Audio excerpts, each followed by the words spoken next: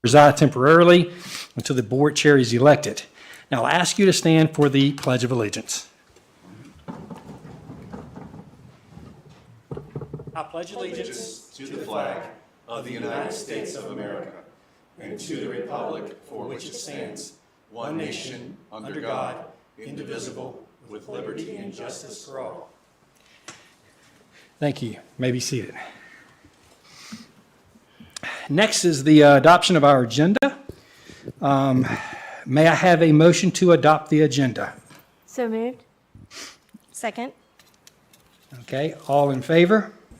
Aye. Any opposed? We now have an agenda. Thank you. Next are my announcements. I just have a couple of announcements this evening. One, just to let you know, a quick update. We have what I call viewable progress at Christiansburg Elementary and Christiansburg Primary. So if you get a chance to drive by, you will see that there is block going up, and seeing progress is very, very exciting for all of us. We expect to see the same soon at Bellevue Elementary. With hopefully the next couple of weeks, we'll see things happening at Bellevue. Also wanted to announce that the USDA has extended the free meals for all students through the end of the school year. So we're glad about that, so students will not have to pay for their meals. Okay. This will also continue. Just to remind you, we've been allowing our teachers and staff to eat for free all year, and we're paying for that for our teachers and staff, and had a lot of teachers and staff that are very, very gracious that we're doing that, and said it's really made their lives easier in the middle of the day not to have to take care of that one thing. So very excited about that. Next is our reorganization of the school board for this year. And the first is the election of the board chair. Anyone on the board may nominate another board member for the chair. A nomination does not require a second. Once nominations are complete, I will ask for a motion to close nominations. This motion must be seconded and voted on by the board. We will then vote on each nominee in the order of their nomination. So, first, do I have a nomination for chair of the Montgomery County School Board? Dr. Meyer, I would like to nominate Marty Graham for our board chair. Okay, thank you. We have a nomination for Mrs. Graham as the board chair. Are there any other nominations?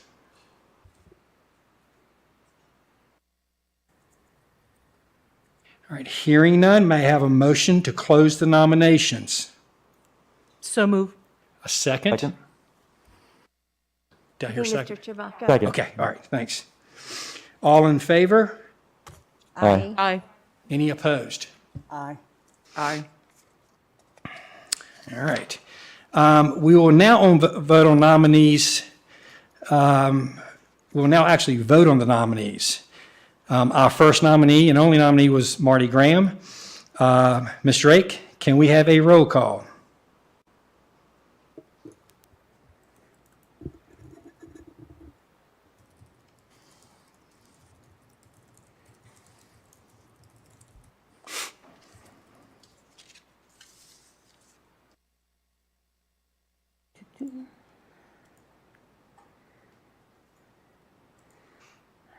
Ms. Bond? Yes. Mr. Chewbacca? Abstain. Ms. Franklin? No. Ms. Graham? Yes. Ms. Cass?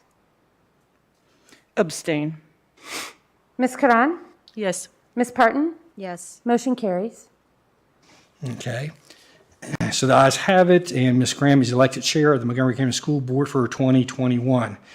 Ms. Graham, I now turn the meeting over to you. Thank you. I would like to, before we move on to the other officers, I would like to recognize Ms. Karan for her 5 years of service as school board chair.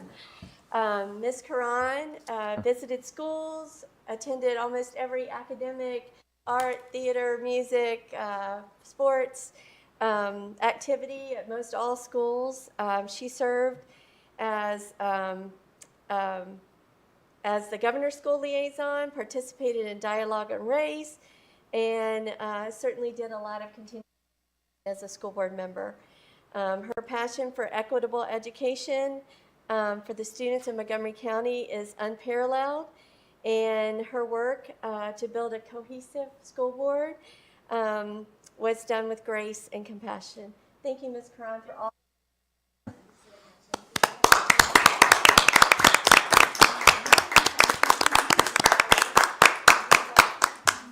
Now, if any other school board members wanted to say a word, they're welcome to.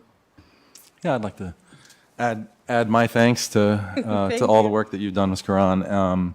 I think it's, doing this is a thankless job, people always say, and I think being the chair is another level of thanklessness on top of that. But, I think 2020, I think, was a year when we definitely saw some fault lines on some issues. But regardless, I mean, I do think that a lot of what leadership that you brought, I think we communicate better as a board and with each other. I think we listen to each other a little bit better and come together better because of your leadership. So I thank you for your service for 5 years.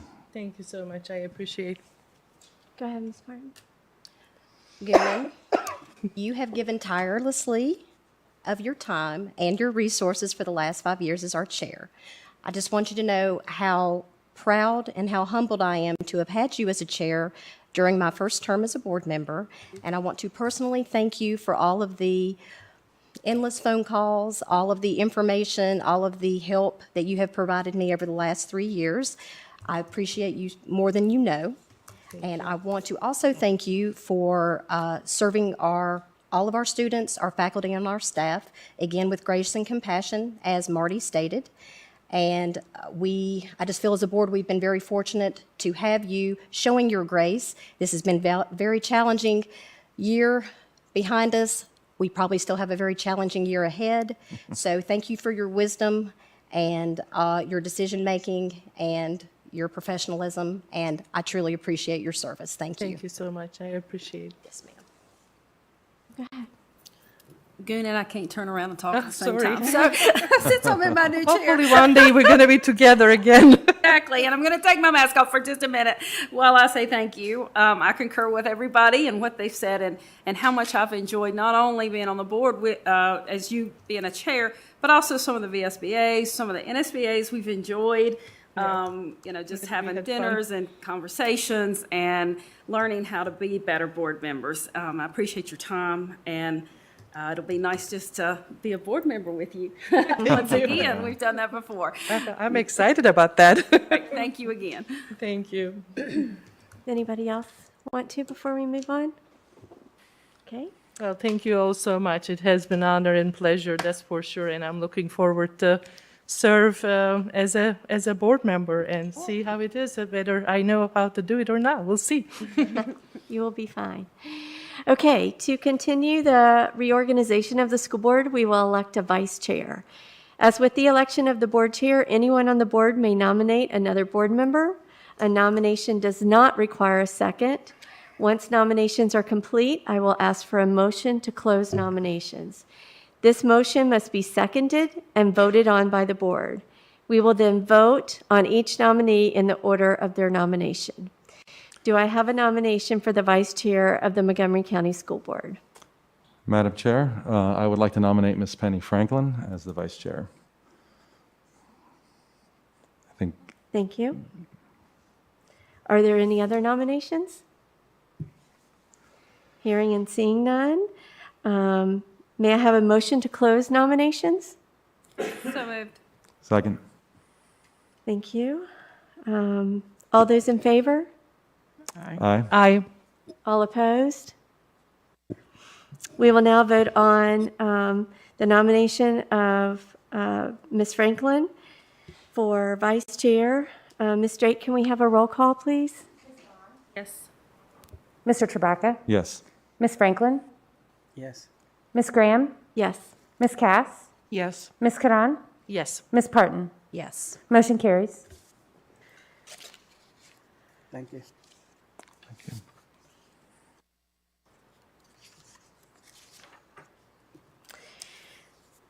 Next on our agenda is the appointment of clerk. Do I have a motion to appoint Brenda Drake as the clerk of the board? So move. Second. Thank you. Any discussion? All those in favor? Aye. Aye. Any opposed? Thank you. So Ms. Drake is now appointed the clerk of the Montgomery County School Board for 2021. Next on the agenda is the appointment of deputy clerks for the Montgomery County School Board. Do I have a motion to appoint Becky Shanks and Mark Meyer as deputy clerks of the Montgomery County School Board? So moved. Second. Any discussion? Okay, all those in favor? Aye. Any opposed? So Becky Shanks and Mark Meyer are appointed deputy clerks of the board for 2021. The next part of our reorganization is the adoption of a resolution affirming officers of the county board of the County School Board of Montgomery County. I need a motion affirming that our officers as Marty Graham for board chair, Penny Franklin for vice chair, Brenda Drake as clerk, Becky Shanks as deputy clerk, and Mark Meyer as deputy clerk.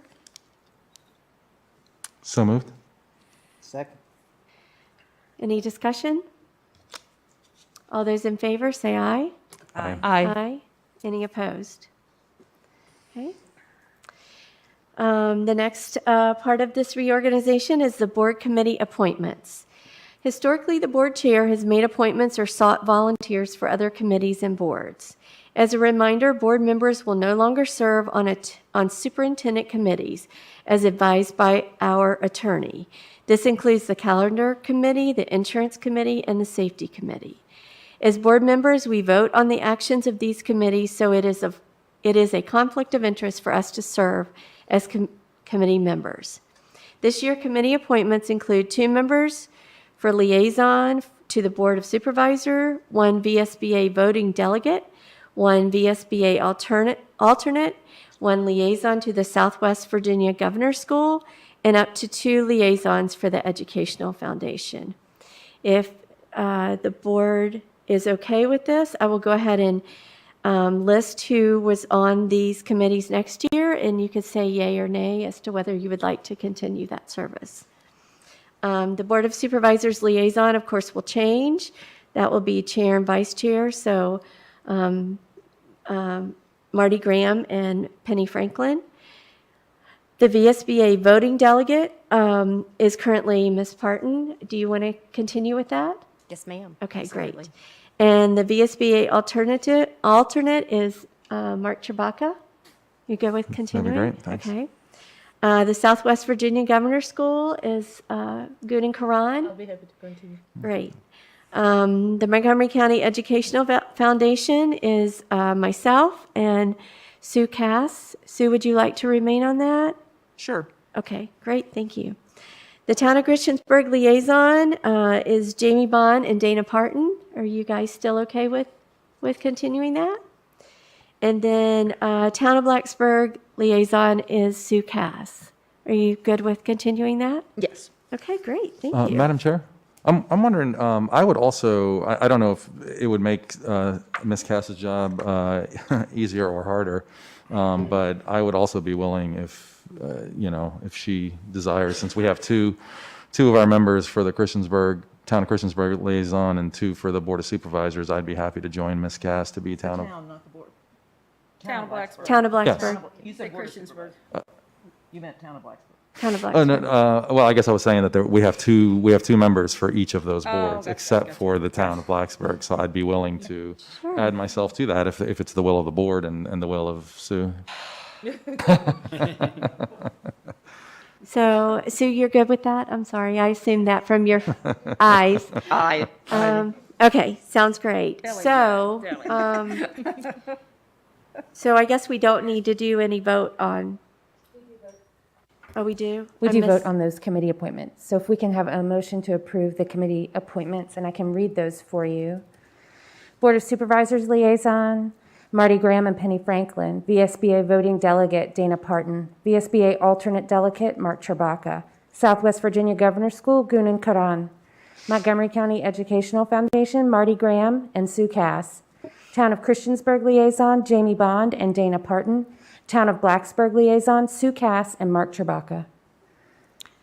Do I have a motion? So move. Second. Any discussion? Thank you, everyone, for volunteering.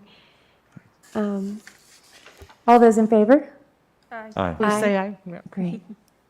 Any opposed? Okay, thank you. All right, now we have the adoption of our resolution appointing agent and deputy agent for signing claims.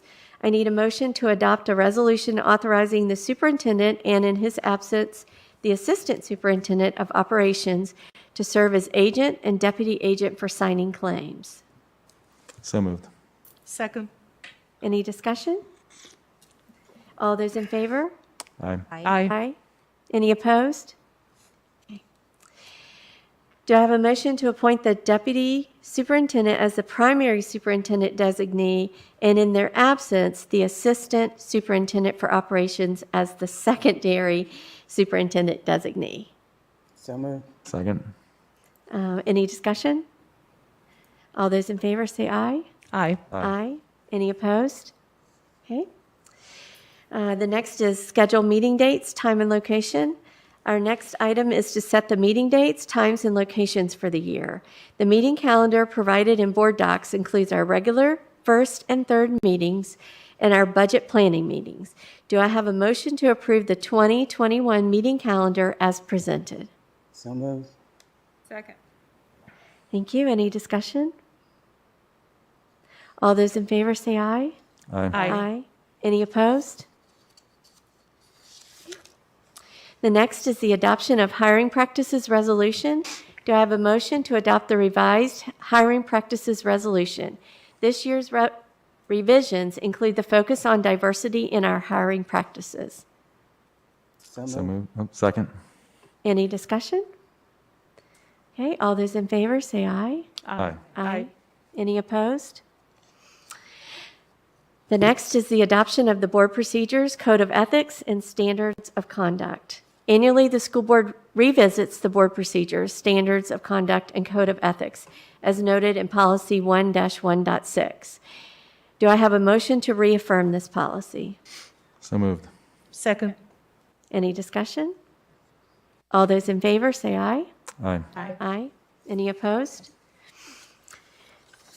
During board norms and school board norms and protocols. During the 2020 work of the school board with the Virginia School Board Association, the board created a set of norms and protocols. The updated norms and protocols are provided for approval as part of the reorganization process. Do I have a motion to reaffirm those protocols? So move. Second. Any discussion? All those in favor say aye. Aye. Aye. Any opposed? The next is the reaffirmation of Statement of Inclusivity. Do I have a motion to reaffirm the school division Statement of Inclusivity? So moved. Second. Any discussion? All those in favor? Aye. Aye. Any opposed? The next is Policy 1-1.5, the Mission Statement, Beliefs, and Objectives. Policy 1-1.5 has been updated to reflect the mission statement, beliefs, and objectives in our new strategic plan. This is the first reading of the policy and it will be brought back to you at the next meeting for approval. So we won't need to vote on that right now. The next is the adoption of resolution authorizing the superintendent to settle claims against the school board. I need a motion to approve a resolution granting authority to the division superintendent to authorize settlement of claims against the school board. So move. Second. Any discussion? All those in favor? Aye. Aye. Any opposed? We must also do the announcement regarding the availability of the policy manual. The MCPS policy manual is available on the MCPS website at www.mcps.org. Printed copies are available to citizens as needed by contacting the clerk of the board.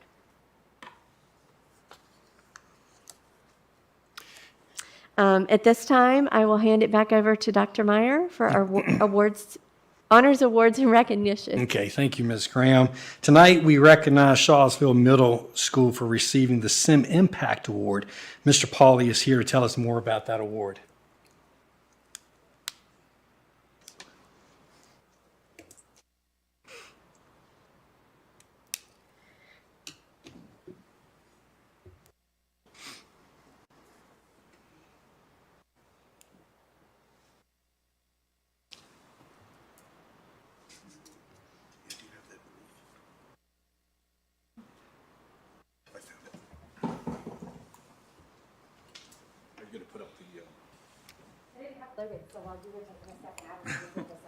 Sure. Sorry about that. Apologize.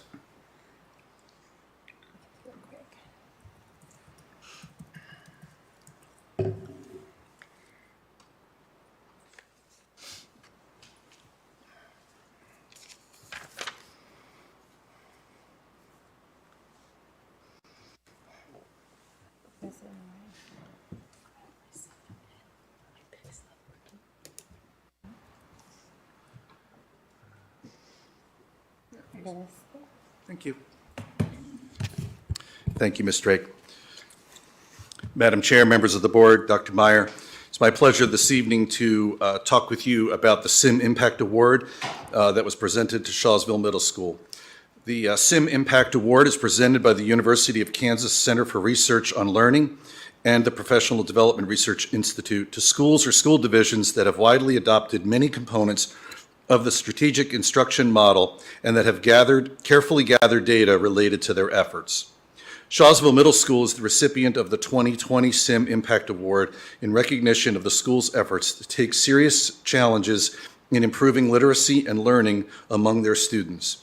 With instructional and coaching support from TTAC at Virginia Tech and Shawsville Middle School literacy reading coach Anita Alderman, special education teacher Wanda Riddle implemented a program that targeted students with disabilities and general education students with limited reading proficiency. The school's efforts included enrolling students in a reading class that utilized the Fusion Reading Program and the implementation of a word mapping strategy in all English classes. Student progress was closely monitored using multiple assessment tools throughout the school year.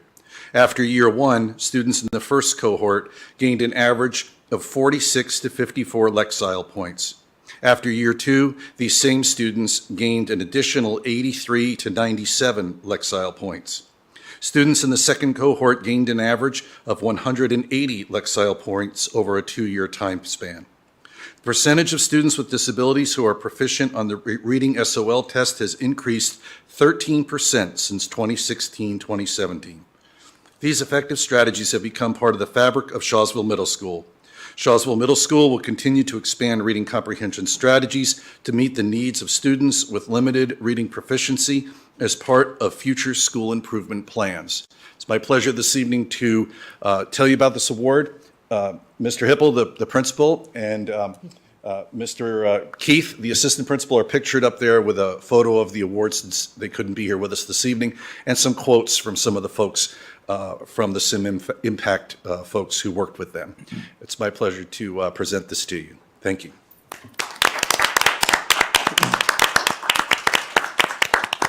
Thank you, Mr. Pauly.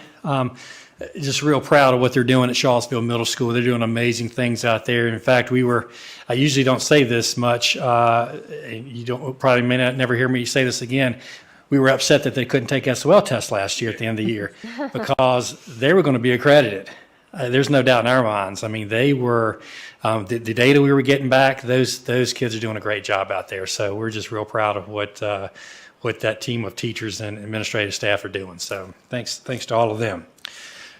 Next is an athletic update. First, let me say that I'm a huge advocate of high school athletics.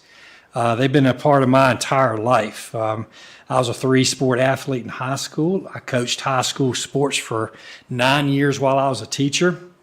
I officiated high school through Division I college basketball for 15 years, and I just finished a 4-year stint. I was fortunate to be on the Virginia High School League Executive Committee as a Region 6 rep. I certainly do understand why our student athletes want to compete. There's no doubt about that. I know that. 13 of the 16 division superintendents in Region 6 worked to create a consistent metric as to whether we compete or not on a week-by-week basis. We meet 4 times a month, and this will continue to be the topic of conversation. We continue to talk about this. One topic that will be discussed at our next meeting is the question of, do we relax standards for outdoor sports due to the science telling us that outdoors is safer than indoors? So that's going to be the next topic at our next meeting on actually Thursday. We are monitoring this on a weekly basis, and nothing would excite me more than to see our data improve in order to start competing. I can't wait to watch high school sports again. It's one of my most favorite things to do. I know I see a lot of familiar athletes out here, and I watch you compete, and it's nothing that I have more fun at in this job. And so I've asked Mr. Knott to come up and to give an update on the metrics and educate the board on how some decisions are made, and some other information and any questions you have, obviously.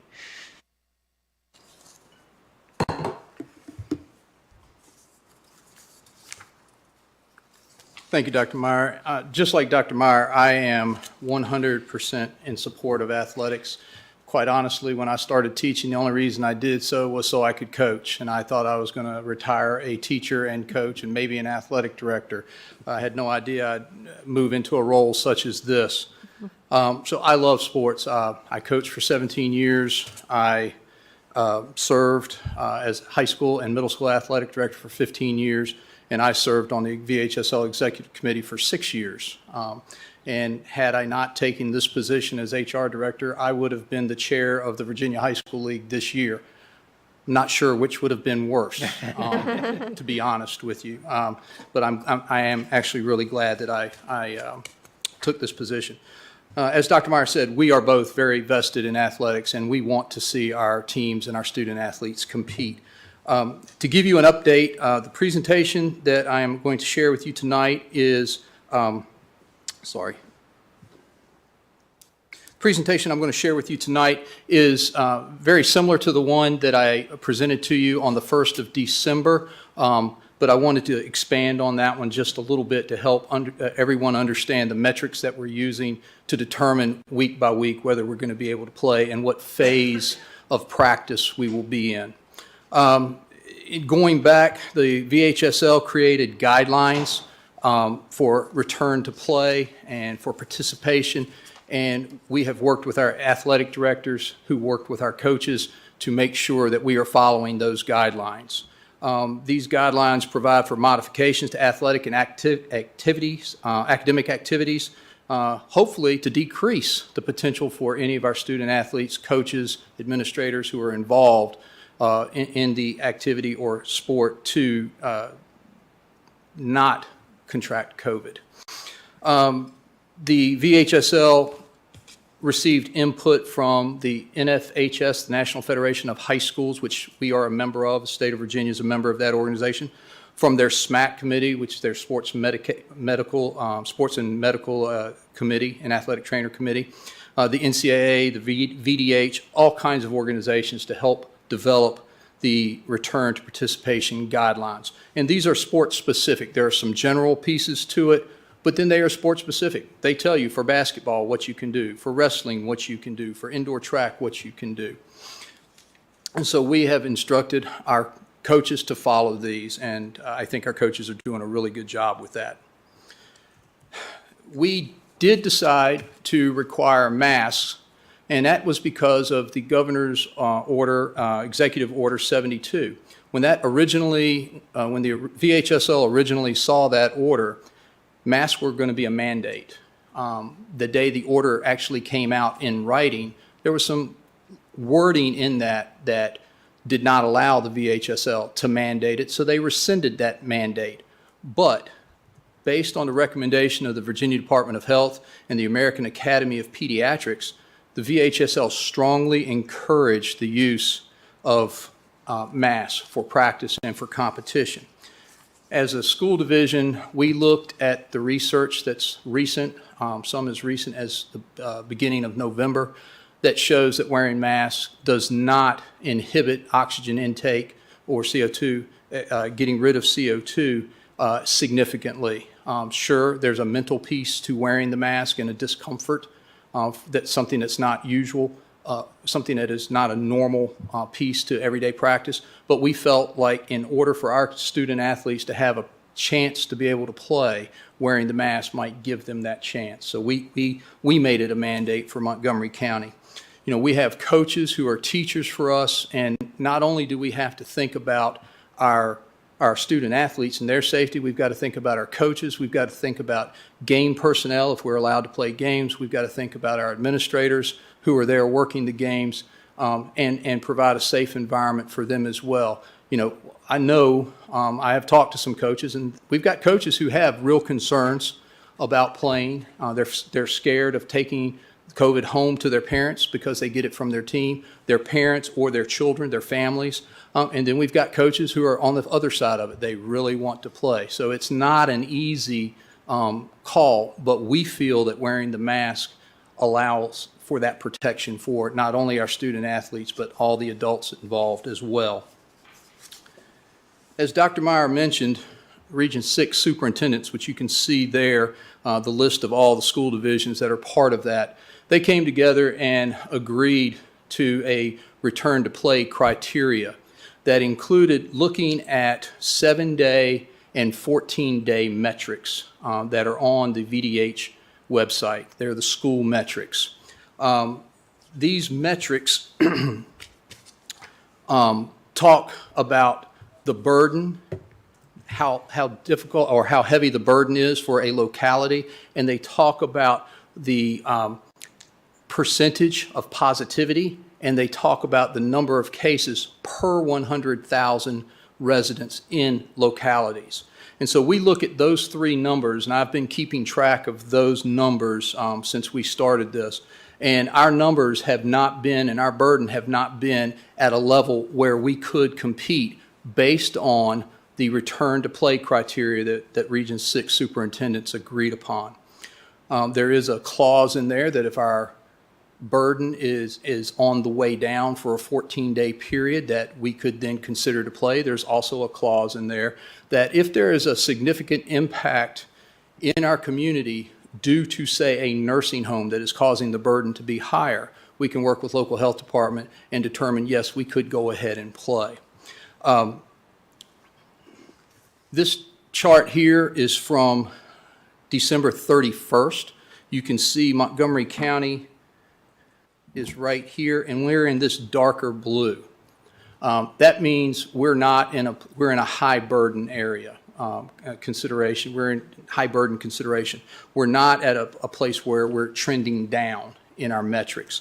If you look across over here at this county here, and I apologize, I can't remember the name of that county, their color is lighter blue. They are trending down. Craig County today was trending down. They had met the criteria for a 7-day trend in a downward direction. Our numbers in the other two categories, this again is from the 31st of December. At that time, our cases per 100,000 was 569.8. That red there is in that high category where we cannot play. That would keep us from playing. The 7.8 at that time was in the moderate category. That would allow us to play. But when you combine all of those metrics, we've got really one saying we could and the rest saying we couldn't. So therefore, the decision was made not to participate in competition this week. If you were to look at these numbers today, as far as the burden goes, we're still in that darker blue today. But if you look at these numbers for today, we have gone down to 509.2 per 100,000. So that we have been dropping there, but it hasn't been for 14 days. We're also, though, up in positivity rate to 9.6. If we were to hit 10.0 and higher, we would be in the red in that category. That is the highest risk. The current risk level at 9.6 is in a high risk. So these two numbers together with the high burden prevent us from playing today. Currently, using the criteria to return to play, we're using phase 3 guidance. That means we're wearing masks, we're staying apart, we're not on top of each other. We're sharing equipment, but we're washing equipment. We're keeping the same partner, those kinds of things for the different sports. We hope very soon that our metrics will get us to a point where we can play. We have actually talked with our ADs about if we get to a point where we don't feel we can play a district schedule, not a Montgomery County schedule, but their district schedule, a Mountain Empire, Pioneer District, or River Ridge District schedule, could we pull together a Montgomery County schedule? And that is something we talked about before Christmas, but we haven't gone there yet because we're still hopeful that we're going to get to play a district schedule for all our schools. Additional mitigation strategies that we have put into place include not allowing spectators. Governor's order, Executive Order 72, took the number of spectators down to 25, and cheerleaders count as spectators. We chose to say no spectators if we're allowed to play for those competitions. We will also, between JV and varsity games of indoor sports, we will clean the gym completely so that the two new teams coming in to play the second game would have a clean facility to be playing in. We will follow all the mitigation strategies, factors that the VHSL has put into place as far as how close your bench personnel can be, all of those kinds of things, how close your scores can be. We will put it that all our ADs have worked hard to make sure we've got a plan for all of that. Our hope is that we'll get to play. Our hope is that we will see competition this year, but right now, based on the metrics that we are currently using, we're just not in a place where we are comfortable saying, yes, we can go out and play right now. Do you have any questions? So you mentioned once we were in a position where we could play, that the facilities would be clean. How will we clean those facilities? So what we will do is we'll clear out the facilities and the gym. And then our custodians will come in using our backpack sprayers and they'll spray it down. I've talked with Mr. Krantz and he has estimated that it'll take about 20 minutes to spray down and have it completely dry by the time that 20 minutes is up. And if all of our high schools have 2 gymnasiums, so our teams can be warming up in their auxiliary gym, and at the end of that 20 minutes, come in, finish their warm-ups in the main gym, and then start playing. Okay, so Christiansburg does. Except for Christiansburg, you're right, I'm sorry, they don't. That would be the only school that doesn't, I'm sorry. So what about locker room facilities? Locker rooms, we're asking everyone to come dressed to play, and then we will limit the number of people that can be in a locker room at any one time. We'll have to provide restroom facilities for our student athletes and our coaches, both visiting and home. But we would ask them to come dressed to play and not change in the locker room, but we would allow them to go in to use the restroom there. Thank you. Yes, ma'am. Has been around the surrounding counties being able to apparently play and not have a lot of cases or anything like that show up. Have we talked with any of these superintendents or ADs to see, I'm just trying to get a grasp on, are we looking at just because of, are we talking basically numbers as in how many students? Are we talking, what are they doing that seems to be working for them apparently? Or are we comparing apples and apples, or are we comparing apples and oranges? I'm not real sure. I'm just trying to get a clear picture of how, when I hear other counties are being able to do this and they're not having problems, how are they doing that and not having problems? They are having problems. Surrounding counties, I know of 3 surrounding counties that border us that have had to suspend seasons due to COVID outbreaks on teams for periods of time. One was a long time ago, right before the season started, and they haven't had any problems since. So my guess is they learned from that. But right now, we've got one school division that borders us that's not allowing one of its teams to play at all right now. Okay. So they're seeing some issues with spread amongst the teams. And let me explain something too, because this is confusion to some folks. We are placed in Region 6 for our superintendent group, and that's mostly south, west, and south. The thing is, our teams play, several of our teams, especially Auburn and some of Eastmont, play east of us, where Blacksburg and Christiansburg mostly play in that Region 6. And so I think they're Region 7 superintendent group. And so that's what makes it difficult for us too, is we're not in that group. So they made a different decision as a group of superintendents in that group. And then we're a county that's sort of split because of our location and size of schools. That makes it difficult to be consistent, but we did want a sense of consistency with all of our schools. So I know it's tough to see some of their teams in their district play, but I've been in touch with Board of Superintendents to the east because I know all those as well. And all of them, they're starting to have some serious problems right now. They're shutting their teams down because of it. And that would include practices. With right now, we can continue practicing. Right. And if even if it's one school that gets shut down or one Team. school division, that means no practices for anybody. And I personally think that the practices provide a lot of mental health benefits for our students.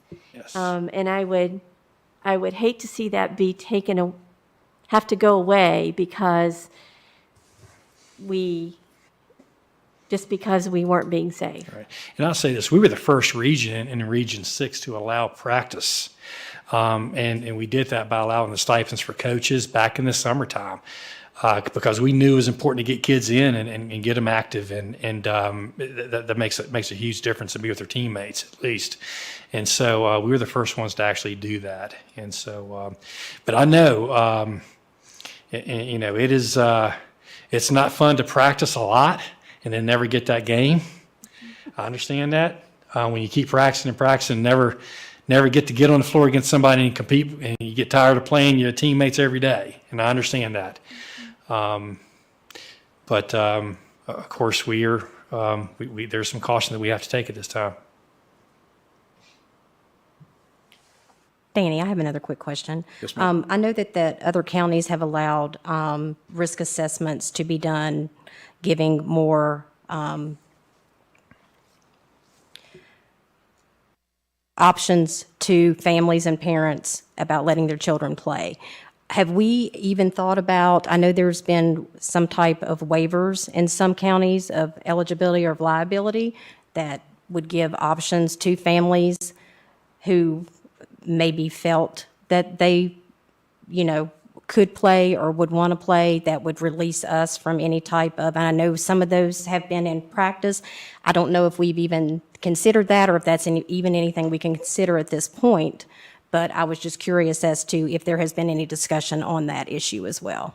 We have not had any discussion on that up to this time. But certainly, that is something we can look at if the board wants us to. I would think that's, so you're saying, Danny, if I'm gonna make sure I understand. So I, as a parent, am releasing MCPS of liability if something happens if my child gets COVID. Something to that effect? Yeah, I don't know, Sue, verbatim what exactly But that's kind of the those contracts pertain. Right. I do know that I think they have been available for some of the counties that are allowing to play, and I'm not even really sure legally what that adheres to as far as a contract between the family or the student and the school. To be quite honest with you, I just know that that's been given as, I guess that kind of gives more of a risk assessment and a little, maybe more options to families or to parents or students even than what they would have normally if it's been governed by or made mandated by the schools, per se. Certainly. I'm sorry. No, it's okay. I guess the reason I ask is that, so that means that gets us off the hook for that particular child. But what about if that child contracts COVID and then goes to school and then their teacher the thing is that you can't isolate, even if the students play, you can't isolate them from the rest of the school and the rest of the children in the school. And I guess that's where my concern would be, that I know that people will say, well, just if I want to take that risk with my child, then I should be able to make that decision to do that. Right. But I see it's sort of like the mask situation. It's like, I don't want to wear a mask, and so I'm not going to wear one. But then that could cause problems for others around. And so I guess that's where I'm not sure that concept. Right. How that would. And I was going to see if just maybe Mr. figure out how that Knott would work. could provide maybe a little more information on that particular. Yeah, we'll look into that. And one thing, actually, during our registration process, we had a release form for everyone to sign. I don't know if that would cover that. However, our attorneys did say that a lot of times the release forms do not hold up anyway. Exactly. That isn't an issue with those. And something you mentioned, Ms. Cass, I'd like to expand on. We've already had situations of coaches who are teachers who are now out, and they're not in classrooms teaching now. Yeah. And because they're either being quarantined or have tested positive due to team interaction. And so now we don't have them as teachers. And we're already down in teachers, correct? I haven't seen the numbers lately. But Yeah, I know that- we're at quarantine today. We have 50 some. We were up to 60 just a few minutes ago. I got an email. That's went up just a since this few minutes morning when we talked. Yeah, that's really something that's we're struggling with too. Ms. Barton, one thing I did want to make clear, our students do have to fill out a Virginia High School League physical and parental consent form. And in that, part of that risk piece that you're talking about is part of that form. I don't know if that would cover COVID or not, but certainly if we were to look at anything like that, we would definitely work with our lawyer to make sure it was a legally binding piece. Right. Because if it's not worth the paper it's written on, it's really not worth doing. But I did want to make sure you knew that they do have to sign and fill out that and have a doctor sign off saying that they're physically able to participate. Okay, thank you. Yes, ma'am. I think for me, I've had serious concerns about supporting something like that, because I think we have to look at what is the goal here. And I come back to what Ms. Graham had said, that the goal is to keep kids involved in sports to the highest level that we possibly can. I could say safely, or maybe as a compromise, taking on some risk. And it's, just because people are individually saying, well, I'll take that risk on, yeah, they're taking that risk on, but you're talking about relatively young people with, also relatively young parents.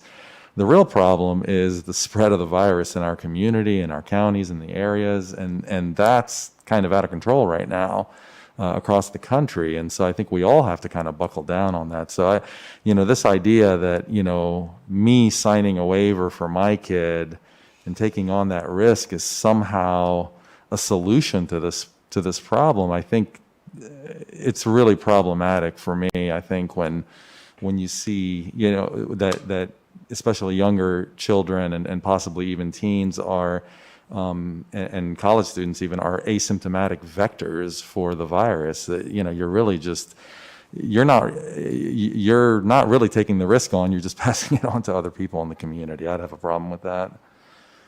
Yeah, so, I was a student athlete. My siblings, family members, children were athletes. And I was one of those who liked to practice, but I didn't want to practice for the whole season. So I get that. But I also understand the safety around this and the spread that could happen in our community, especially right now.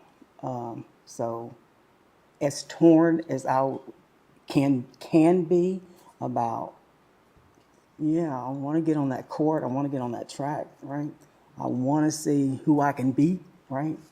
But I just cannot imagine, us spreading this in the community, because our children want to get out there and play. I understand it. If this was my son in this situation, he would be having a fit, okay? It wouldn't last for long, but he would have a fit, not being able to get on that wrestling mat. So I do feel for you all. I feel for the parents. Going and watching your children play, participate, win, be there for the defeats or whatever. It's huge. It's huge. I've lived it. But the key word is here, lived it. And being young and healthy gives you a big advantage. But your grandparents, your parents, and other folks in the community, it's not worth the risk at this point. Any other questions? Do you see us possibly, and I'm not trying to say that I don't care about the safety of anyone, because of course I do. But I want to look at the risk assessments on both sides, because I think it's the equally of the risk of playing. There's another equal side of risk assessment. If they're not playing, what are these kids doing? And with them not having the option to get back in school, because personally, I think getting these kids back in school should be our number one priority. And I'm not saying that sports isn't important. I was an athlete. I love sports. My daughter loves sports. I'm all about it.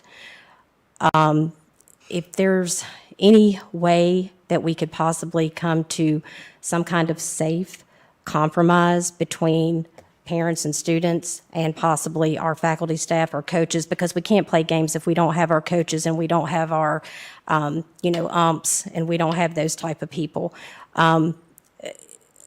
I feel like if we can compromise, whether that means, okay, we can play, but you're going to have to wear a mask the whole time you play, some kind of meeting in the middle.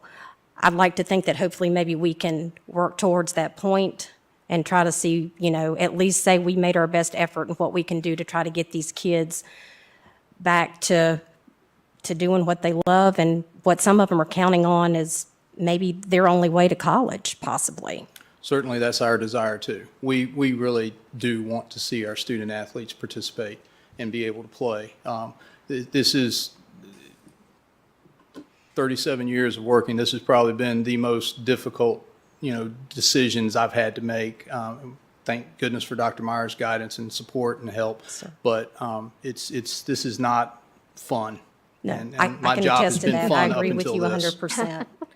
There is no win-win situation here at all. And I do feel for our student athletes. I was a student athlete as well, and I know how important it is. And I'll close with we really do want to see them out there on the court now that they're on the field. And I know we do. Yeah, Thank you we do. very much. Thank you. Okay, at this time, we will have public address. At this time and at each of our regularly scheduled meetings, the school board sets aside up to 30 minutes for residents, students, and employees to address the board about issues pertaining to public education in Montgomery County. Each speaker is allotted 3 minutes to speak. The screens throughout the room and on the laptop will indicate when the speaker has 30 seconds remaining and when the 3 minutes has passed. As a reminder, the board does not respond to speakers during public address. We currently have 16 people signed up for public address. I would like to remind the board and our speakers about our updated public address procedures. At the end of the 30 minutes, the board may vote to extend public address in 30-minute intervals. After the first 30-minute extension, public address will continue at the end of the meeting. If there are sign-ups, each person is called up in the order they signed up. I will be calling the first speaker and then the one following so that you can be ready. So to begin, I have Marcia Elliott and Nikki Garland, and after them, Joseph Joyce. If you'll come to the podium and state your name and address.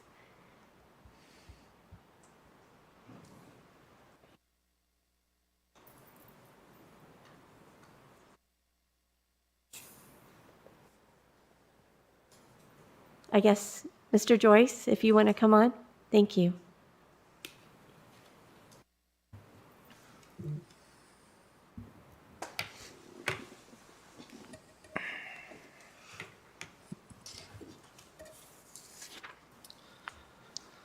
I want to thank the board for allowing me to speak to you today. It's I'm obvious. sorry. Could you state your name and address? I'm sorry. My name is Joe Joyce. I live in Blacksburg at 2709 Mount Vernon Lane. Thank you. I want to thank the board for allowing me to speak to you today. I communicated with you all last night with a very passionate communication and email. My talking points will be abbreviated from that email. I come to you today not only as a parent, but as a practicing emergency room physician living and working in Southwest Virginia. As physicians, we are trained to use critical reasoning skills, apply those skills to the data, make clinical judgment, and make recommendations. Not all physicians agree. That is very clear. But I do believe that the most qualified individual in our community for you guys to be taking direction from is Dr. Bissell. I've watched your board meetings and I've witnessed board members interrupt one another, and I have heard you express that you know better. That type of behavior is not in line with the values that are expressed on your board webpage. We all want to move forward. I do, my kids do, you do, teachers do, the community wants to move forward. The best way to do that is focus on the facts. I work on the front line, I review the data, I see these patients, I see the virus. A small percentage of people get sick, a smaller percentage get admitted to the hospital and ICU, and yes, unfortunately, some people die. The vast majority of patients convalesce at home. The risk to the under 20-year-old population, which is our students, is very, very low. Let's switch a little bit now and talk about school-specific data. We now have data that shows that what Dr. Bissell believed in August was correct. If you follow the protocols that are put in place, the risk to students, the risk of student to student, student to staff, and staff to staff transmission of the virus is low. Our data is in line with the national data. The risk to the teachers is low. The data supports even opening the schools when you have a high degree of virus transmission in our community. We all know this current school model is bad. We all want it to end. I do, and you do. Yeah. For those families and students that are gripped with fear, we all have options. They have options. You created those. Many families and students want to return to full person learning. Many students want their extracurricular activities to move forward. There is data to support that. There is data to support moving forward with extracurricular activities and with sports. That is clear. Excuse me, Mr. Joyce, your time is up. May I finish with two statements, please? No, I'm sorry. Thank Thank you. you, though. Next, I have Kate Henley and Monica Hunter.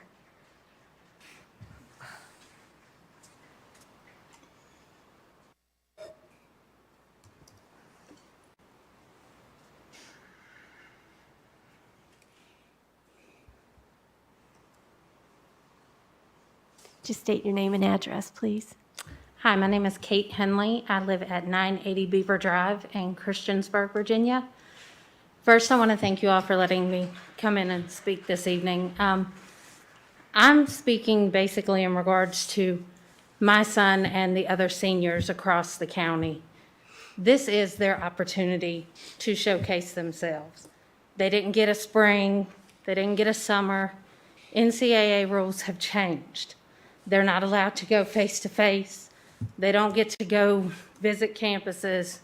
And for a lot of these kids, this is their way to go to college because the burden of cost is, something their parents can't do.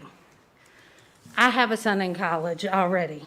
He wears a mask every day in school, in class. He stays in his apartment most of the time. He's at ODU in one of the areas in the state that was really like overwhelmed with this virus. He's perfectly fine. He goes to class every day. Our kids deserve the ability to go to class every day. I mean, if we can go out, our kids can go to Walmart, they can go to the mall. We've all been out and about. There's no reason to make them suffer more by not being able to compete. It's great that they can go to practice and they can go to weightlifting, but the fact that they can't actually compete just kind of, it's like, what's the purpose? To go, to show up, to practice day in and day out. Nobody wants to practice for no reason. Their reasons are they want to play. They want to compete. They're watching their friends across, different counties competing and playing. And they don't see it as fair. Like, why are they being punished almost for not, living in Montgomery County? We're the only county in the area. We do have 4 schools, which I understand, and they're all different, and they all play in different areas. Roanoke County voted tonight. They are allowing them to go back to playing. So we're just asking that our kids get that same opportunity. If we could go by, they're wearing masks. We've agreed, it's fine. We'll stay home. We won't go and watch our kids play. We'll watch on TV. I look around this room. There's more people sitting in this room tonight than what is allowed inside of our gyms during competition. We have 50 people. That's twice as many people that can go in that large gym that is significantly larger than this particular room. So in that regard, if we can put this many people in a small room, why can't kids go into a gym, play against each other with masks on and all the temperature checks and everything else? It just doesn't make sense. Thank y'all. Thank you.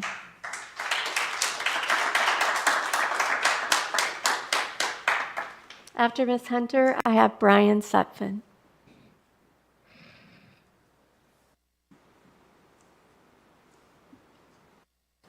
Good evening. I had to print out my stuff so I could make sure I'd remember to tell you everything. So I'm Monica Hunter, and I live at 270 Oak Tree Boulevard in Christiansburg. I have a 3-sport senior that's been active since he was 6 years old in all 3 sports. I'm here tonight to ask you to reconsider the current matrix that is being used to determine if our kids are allowed to compete. The week-by-week decision sets them up for disappointment after disappointment.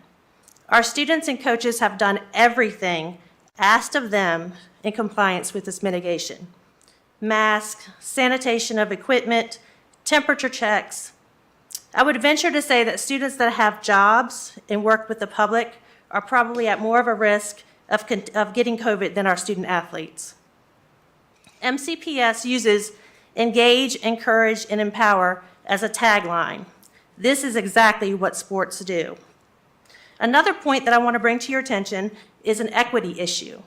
Students are often paying to play AAU or travel baseball or showcase system. Not everyone can afford to do that. By not allowing them to play, you are essentially discriminating against a segment of our population that have no other means to participate in sports. In a previous meeting, it was reported that the number of D's and F's were on the rise. Again, with sports, that's not an issue.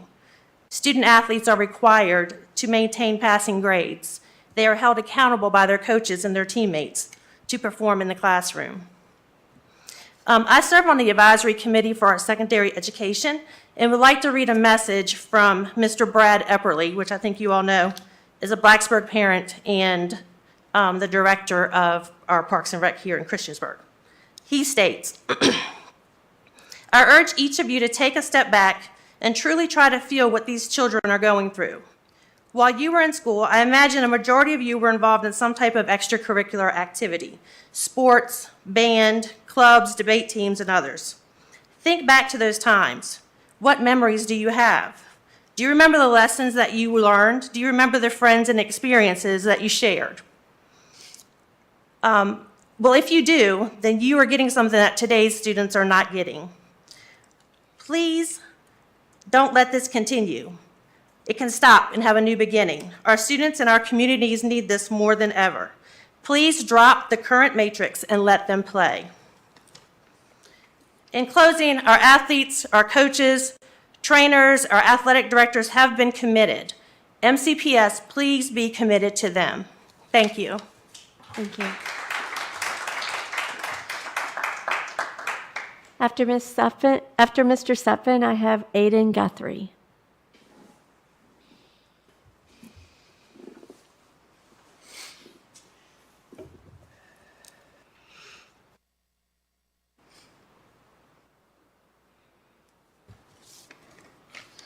Okay, Brian Sutphin, 1855 Canner Drive, Reiner. I'm here to speak on behalf of the 100-plus Montgomery County students that came out here tonight. First, I'd like to thank the school board for adding athletics back to the agenda. It's my understanding this wasn't part of the original meeting agenda for tonight, but was added late last week. So that means a lot to us. Shows you're listening, shows you care. So thank you for that. Tonight, you've already heard from several people with different backgrounds, parents. You might hear from some students later. You heard from a doctor. I know some nurses are planning on speaking from the medical field. Personally, I'm not in the medical profession, but what I do know is kids in sports. I have 4 kids. I have a daughter that just graduated from Auburn last spring, and then I have 3 boys. I have a senior, a sophomore, and a 6th grader. And, last spring was horrible for my daughter, right? For all the seniors. The entire world shut down. She missed out on spring sports and senior prom and roaming the hallways with her friends. And we had the drive-through graduation. My son, who was a junior at the time, was on the basketball team, made it all the way to the state championship game, was at VCU, first time in our high school's history, or for at least 40 years. And that afternoon, the governor called a state of emergency, and they weren't able to play. For the record, if Auburn had played that game, we were going to destroy Matthews, and we'd have beat them by 20 points. So I want to make sure that's noted here. Hopefully they have the chance to next month to redeem themselves. So why did I say that? So basically, at that time, the entire world was in this together. Everyone was at the same stage. We have this new virus. We're learning about it. How do we, defend against it? How, what are the characteristics of it? But since then, fast forward 10 months and we're in a different state, right? Restaurants and churches and travel sports and schools and bars, they're opened up. Travel sports, the speaker previously just mentioned that. They've been going strong for months, locally and nationwide. You name the sport, you can participate in it if you can afford to. And that's one of the problems. A lot of kids really depend on school sports, high school sports, juniors and seniors to be showcased, to have video, to be noticed and recruited by colleges. And it's an opportunity for a lot of kids, whether it's D1, D2, D3, to continue their education. And that's greatly important. To me personally, sports are more than just sports. For local rural areas like ours, it's the heartbeat of the community. Friday night football games, watching your basketball team go to state for the first time in 40 years, or a girls soccer team having the chance to win their first high school state championship ever. Sports keeps kids active, keeps them showing up to school. If you don't have the grades, you don't play. Provides mentors and helps with college degrees. I'm sorry, Mr. Sutphin, your time is up. In closing, let them play. Thank you. Thank you.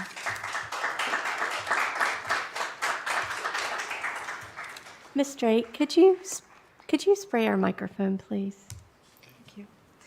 I have Aiden Guthrie and then Michelle Keister. Thank you. You're good.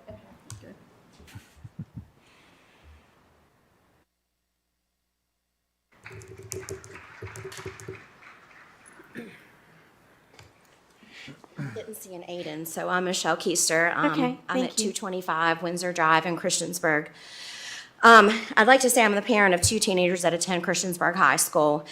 In addition, I come to you today as an ER nurse, a professor at New River Community College, but mostly I represent my children and their peers that need sports.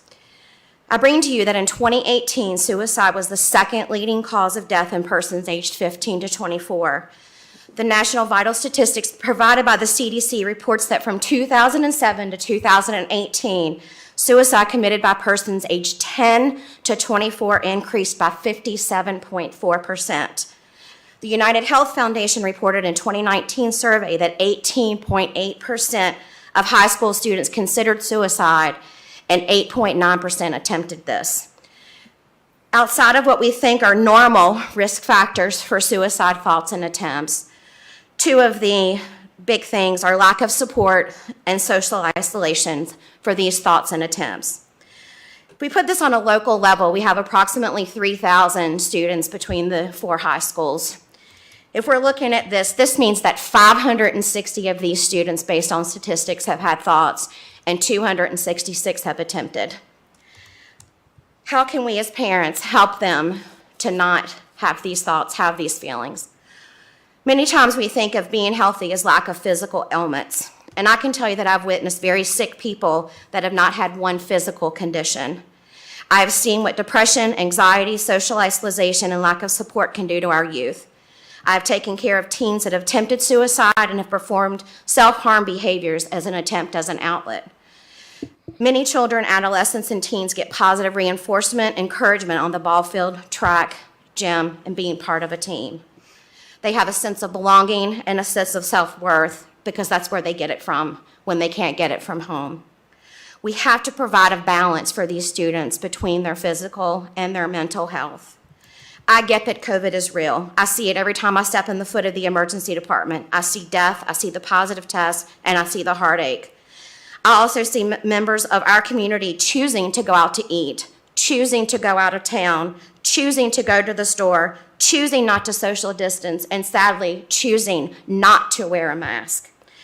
At what point in time do we let the parents and students choose to play? As a novice educator, I applaud you all in the administrative setting for making the hard decisions based on the uncertainties that COVID is giving. There are challenges every day. Your flexibility and updates to the ever-growing obstacles in this pandemic you have given us is to be commended. You have been progressive in allowing our students to return to school. It's now time to allow them to progress to sports. Thank you for your time. Thank you. I'm sorry, Ms. Drake, could you spray again? And for the speakers coming next, please make sure you keep your mask on. Thank you. Next, I have Elizabeth Tuck and Catherine Hoover, and then after that, Brad Hill.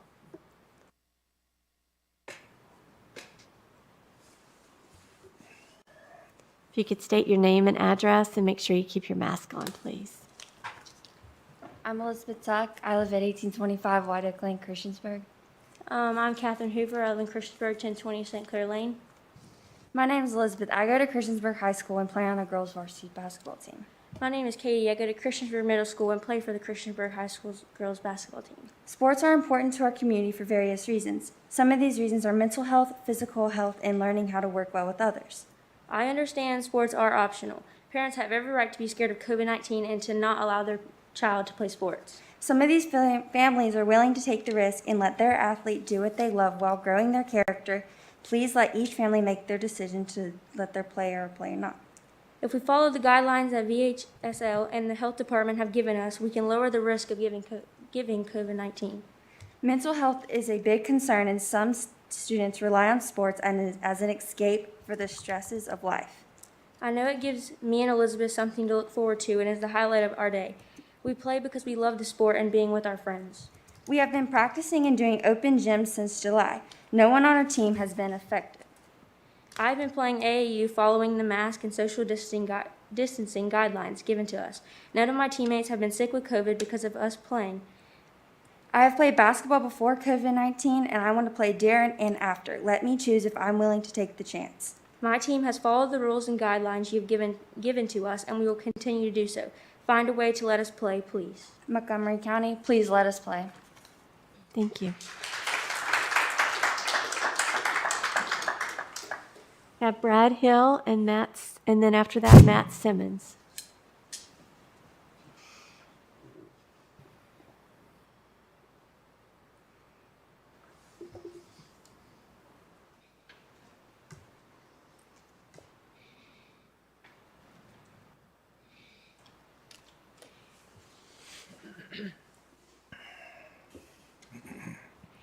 Good evening.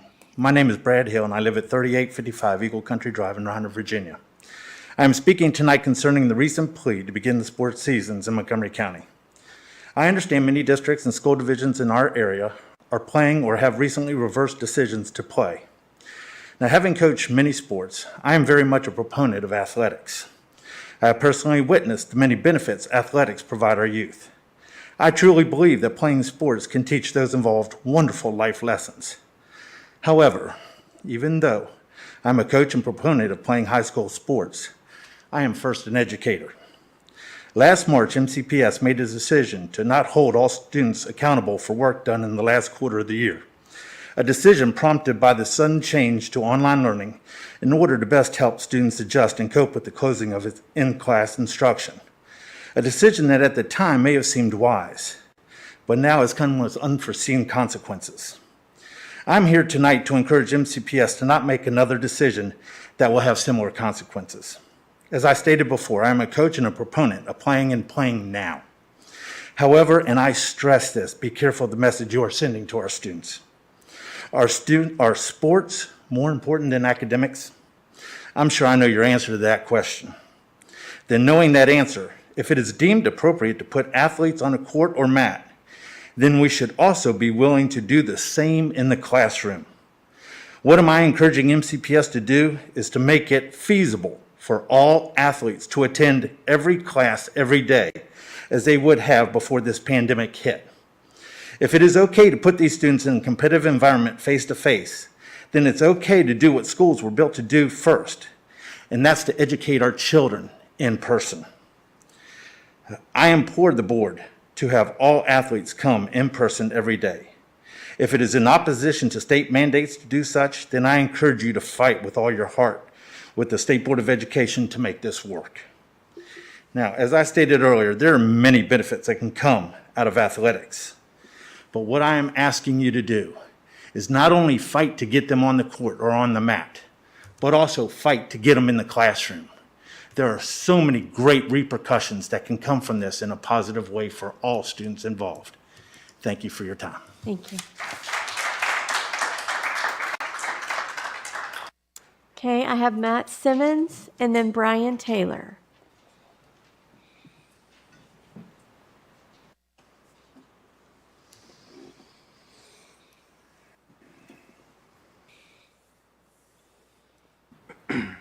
I'm Matt Simmons. I live on 230 Hamilton Ave, Northwest, Christiansburg, in Christiansburg. I'm a student athlete at Christiansburg High School. It's an interesting story for me because I just moved here from New York to further my high school career. Due to certain COVID circumstances, we probably weren't going to have a season back in New York.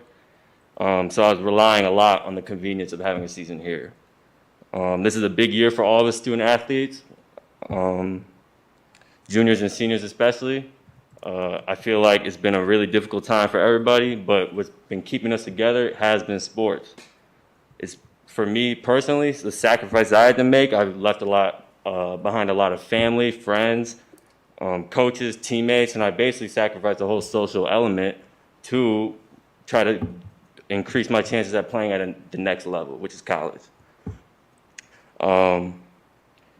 It's really been an emotional outlet and a coping mechanism for everybody, I feel like. Sports in general, it's always been, but now more than ever, whether it's been me playing basketball by myself at the rec center or playing with my teammates at practice, we've always tried, basketball has always helped us find some sort of sense of hope and optimism. And I do want to thank my teammates for being here and supporting me. And welcome me with open arms because they made this transition as easy as it was. I do want to touch on the correlation between having a sports season and succeeding in school and the academic aspect. where I believe that our motivation in school comes a lot from being able to play in sports.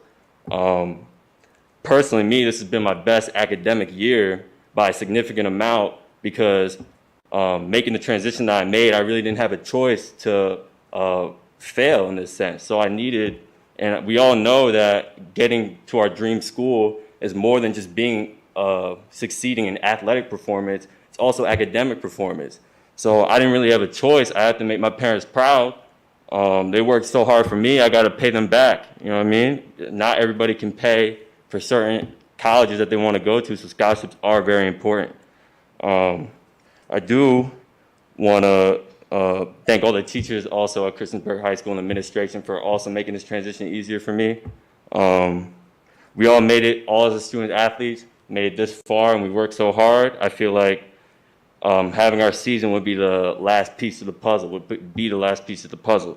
I appreciate everybody's time and consideration.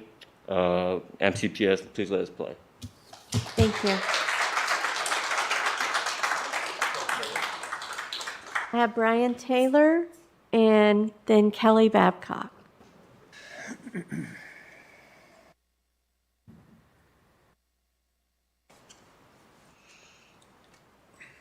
My name is Brian Taylor, and I live at 610 Warren Court in Christiansburg. I am a senior at Christiansburg High School, but I'm here tonight to advocate for all the athletes in Montgomery County.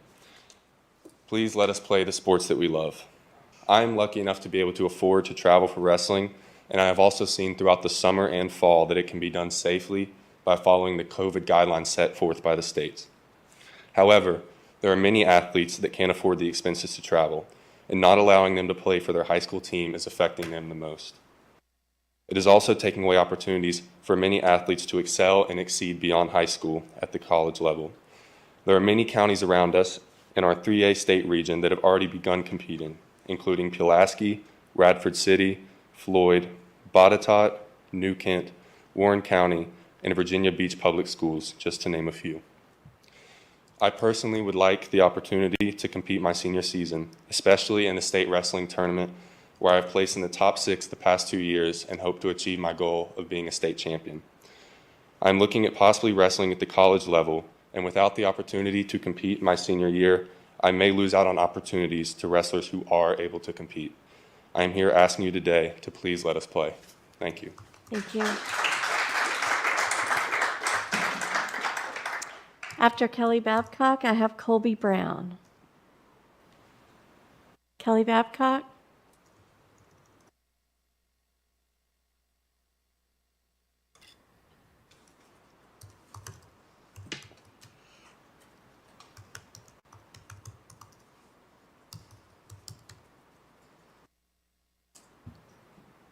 State my name.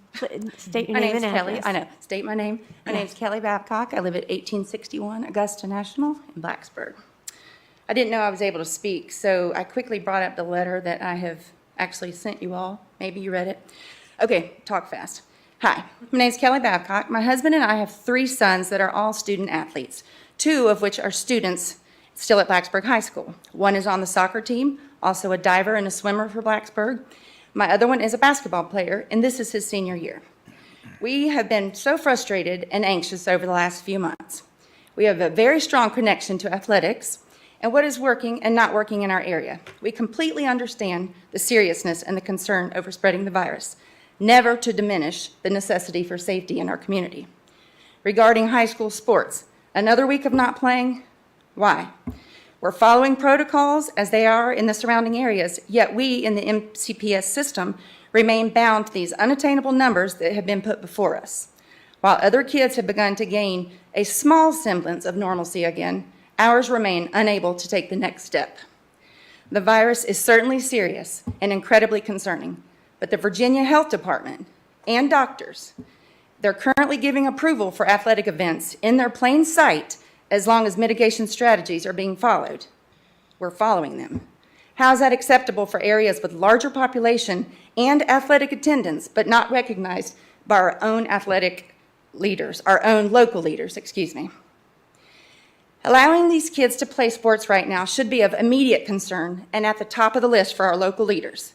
The last 9 months have undoubtedly taken a toll on our nation, but as allowed by and approved by our Virginia Health Department and Governor, our kids and their parents should be given the opportunity that our local neighbors have been given. Emotionally, physically, and mentally, the kids need this. The pandemic has taken away so much already, as you know. Don't continue to take away the small sense of normalcy that we can get. Hold up. I truly want all the kids to be able to play sports this year. Of immediate concern and importance to me right now are seniors. This is it for some of them, including mine. The area of academic and athletic school participation is coming to a close, and you are letting this slip away. It's not just a game. It's an opportunity. It's an opportunity for growth, physically, yes, but also one for learning teamwork, discipline, goals, routines, the highs and lows of wins and losses, and how to handle it as a team together. Our kids learn how to be leaders or strong supporting players. For some, it's the only time that they feel love and support. They feel needed and wanted as part of a group. They work hard on their bodies, they eat better, they keep their grades up so they can continue to play and represent the school that they love. Sports brings people together, families together. I personally have made some of the best friends ever by sitting on the sidelines, yelling in the bleachers, and sitting in our cars even for this last soccer season. For some of these kids, sports absolutely changes the trajectory of their lives and the relationships that they desperately need right now. I'm sorry, Ms. Babcock, your time is up. Let them play. Thank you.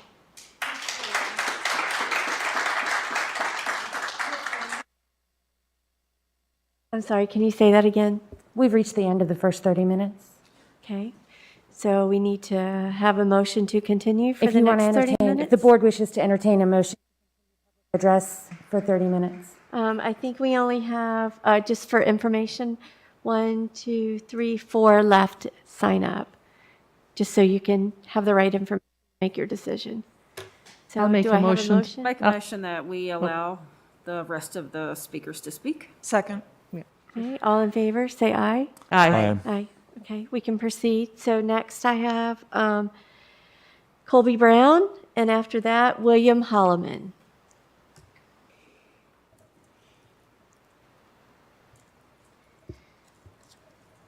State your name and address, please. My name is Colby Brown. I go to Christiansburg High School, 475 Harless Street, Christiansburg, Virginia. Good evening. Again, my name is Colby Brown, and I'm a student athlete at Christiansburg High School. First, I'd like to thank the board for your continued support and emphasis on the health of our students and our faculty and staff. Knowing that you've heard the arguments for why our student athletes should be able to play our respective sports, I am now asking that the board have a little bit of trust in us athletes and in our coaches. We're willing to give anything to get back to doing what we love most. And because of that, I know that we are willing to follow every guideline and every order given to maintain a safe school, safe facilities, and safe environments here at MCPS. I know that this school division has the capability to provide students with an experience that they can look back on and be proud of. And I have seen this firsthand. And I am positive this can be done while also maintaining the safety in our community. So with this and a little bit of trust, I ask that you please let us play. And since I do see that I have some more time, I will add that this upcoming season, I'm depending on it, and it's the deciding factor if I can play college sports. And based off of that, I would also like to add that we as a community, we can do a lot better. We can do a lot better when we go out, or just not going out at all, wearing your mask above your nose, washing your hands. We can do a lot better. If we are expecting these people up here to take our concerns seriously, then we have to take their concerns seriously, and we have to take the concerns of professionals seriously. And it shows a little bit of hypocrisy if we're not willing to do what we ask others to do.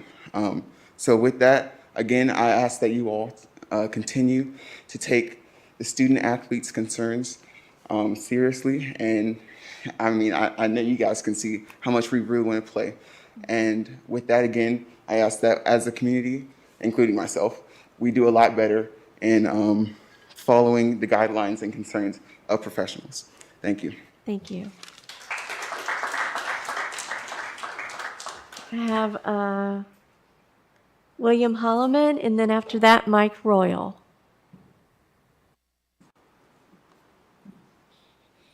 Will Holloman. I've lived in Blacksburg for years. I'm not going to give out my specific address.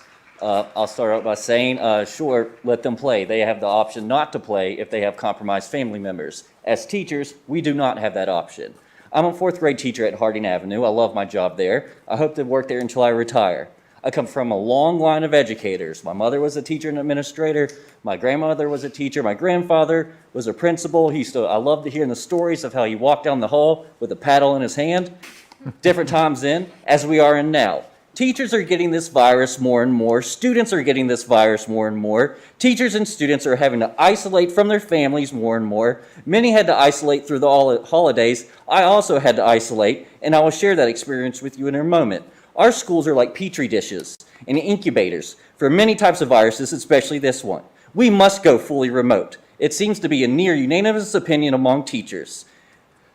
It is important to explain some unexpected things that happen with no malintention in an elementary school, such as a random nosebleed behind a mask. Then the student is conflicted between, do I take off my mask and touch my face, which I've been instructed not to do, or do I let the blood drip through my mask and onto my Chromebook? I see this about once a week.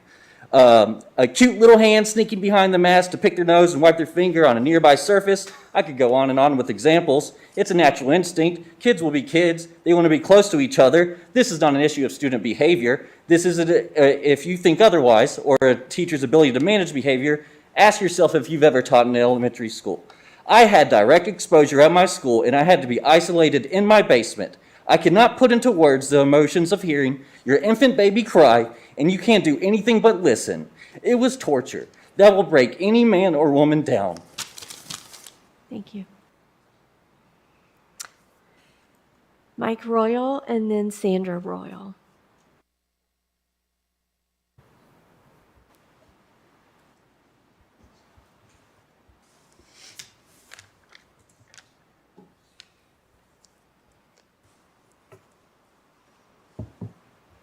Good evening, Mike Royal, live at 4121 Salisbury Lane in Reiner.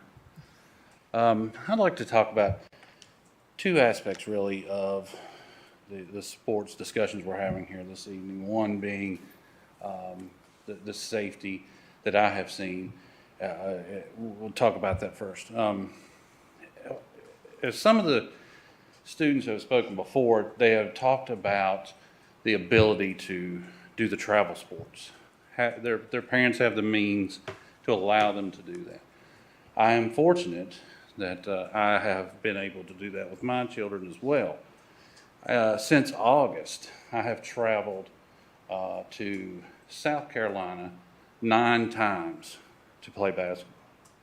I have traveled to Richmond, Harrisonburg, North Carolina a couple of times, all for large multi-day excuse me, basketball tournaments, in which most settings we are talking in excess of 500 people in the venues. Rules were set in place as to what was expected of participants, coaches, and fans as well.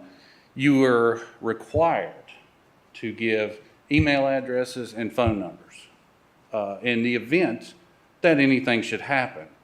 As far as a COVID outbreak or whatever, they can start doing contact tracing and contacting everyone. From August to late November, not once did I receive an email, a phone call, any update that would indicate that there was an outbreak. And multiple times, we were in tournaments where the same teams would compete against each other, or they were in the same facility anyway. And again, no transmission was committed. In those instances, at every tournament, no masks were required. No masks were required on the bench. Only the coaches were required. Immediately following the contest, masks were required to be put back on. Fans were asked to social distance, and then you were asked to leave the facility. All right, so there was certain protocols that were in place. If we adhere to those protocols, we should be able to get through a season of any sport if we adhere to these safety protocols that are put into place.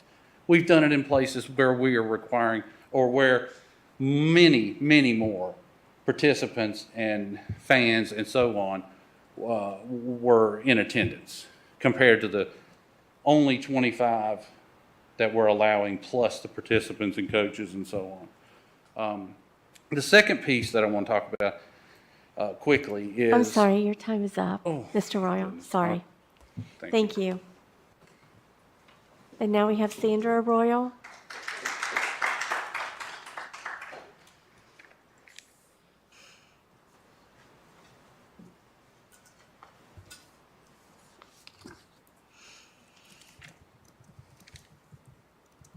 Hello, my name is Sandra Royal.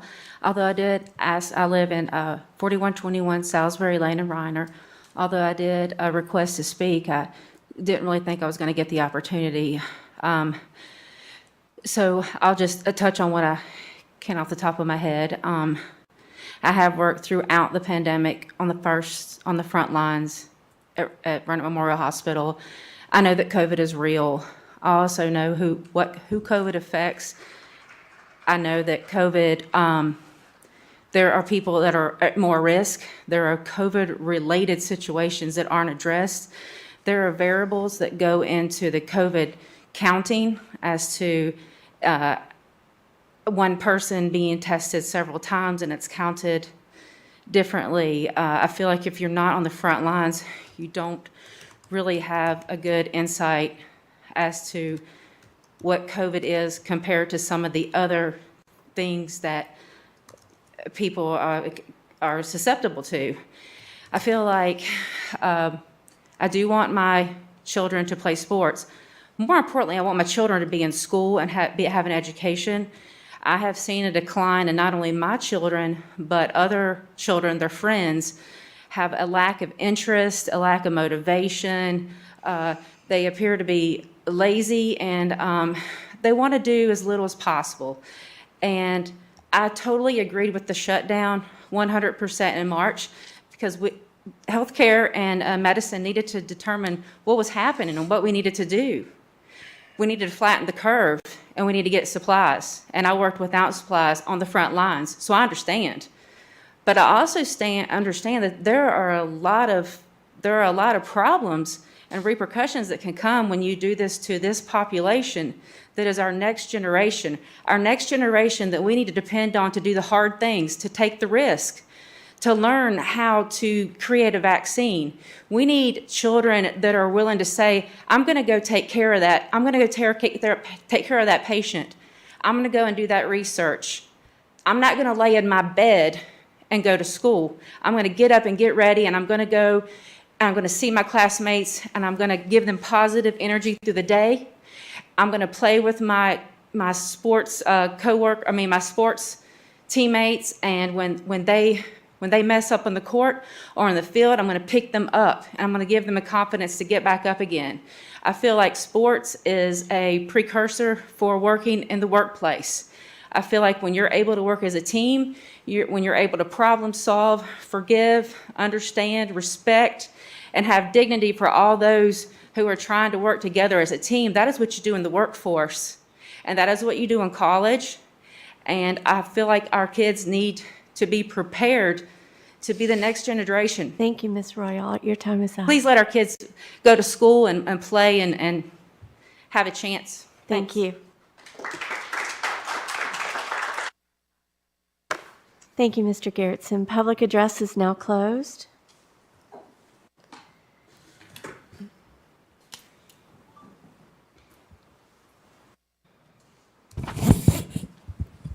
Okay, you see in front of you a list of items for consent. Unless there is anything that needs to be pulled from the consent agenda, then we will consider the consent items approved. Is there any discussion regarding the consent items? Okay, hearing and seeing none, we will move to payment of the bills. Do I have a motion to pay the bills? So moved. Thank you. Any discussion? Hearing and seeing none, all those in favor say aye. Aye. Aye. Aye. Any opposed? Okay, we have payment of the bills. Since this is our first meeting of the month, we have time for board member reports. If anyone would like to speak. Graham, we have payment of the bills. I did We pay the just bills. approved that, Ms. Karan. We did? Yes, ma'am. Did. What Where about was there I? was something I'm else you sorry. skipped, though, the Montgomery County, the That was part of MCPS. The consent items. Yeah. Oh, that I'm was, sorry. okay, never mind. It's okay, folks. It's okay. Confused. It's the beginning of the year. Confused. It's a I'm Monday, sorry. right? Yeah. Where I was, but It's a Monday. No, I'm just kidding. there was Okay, so if any board members would like to speak, please go ahead. I don't have anything at this time. Okay. If not, then we'll move on to the agenda. Ms. Would you Barr- like to say something, And, Sue? actually, Sue, Dana you had go her ahead. hand up first. Okay, Okay, yeah, I'll be then I'll extremely go. short. sure. I just want to echo how proud I am of Shawsville Middle School and their Sims Award. That's my district. Those are my kids. Of course, all of them are my kids, but just these kids have worked so hard and have come so far. And I just want to say a big congratulations to Principal Hipple, Vice Principal Keith. You guys keep up the great work. You guys are doing fantastic, and just know how proud we are of all of you. Awesome. Thank you. Okay, go ahead, Sue. As we begin a new year, I'd like to take just a couple of minutes. It's a short paragraph that I wrote to make a statement not only to my fellow board members, but to the community at large. So I'm going to read it because it's easier for me to do that. I've now completed my first year on the school board. To say it has not been exactly what I expected would be an understatement. We've had challenges of a magnitude that's not been seen in recent years, and with those challenges have come a great deal of angst for not only me, but our entire community. I was told you have to have a tough skin to do this job. And boy, they weren't kidding. Over the past year, I've been called rude, disrespectful, arrogant, argumentative, and confrontational. And probably that's true sometimes. I've also been called supportive, reasonable, thoughtful, passionate, and good trouble. Clearly, I prefer the second set of adjectives, so I plan on working on those actions that provoke some to use the first set. However, I won't stop advocating for our students, our staff, and our community, and working with my fellow board members to provide the best education possible to the children of Montgomery County.